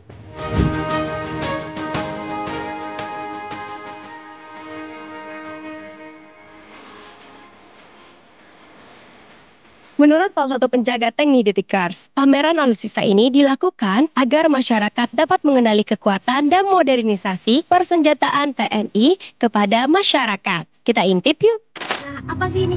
Yang lagi ada di belakang kita ini apa sih, Pak? Ini adalah salah satu kendaraan tempur buatan dari Slovakia yang dimiliki oleh marinir, untuk namanya BVP-2, buatan Slovakia tahun 98 masuk ke Indonesia.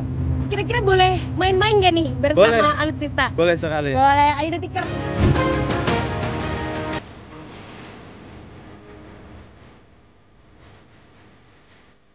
Kita memasuki tempat bantu pengemudi. Oke, ini kita jalan kemana, Mas? Ke Jalan Kamboja, kemana? Ke Ancol dulu. Oke, selanjutnya kita akan lihat-lihat tank lain atau alutsista lainnya, Detikers. Jangan kemana-mana.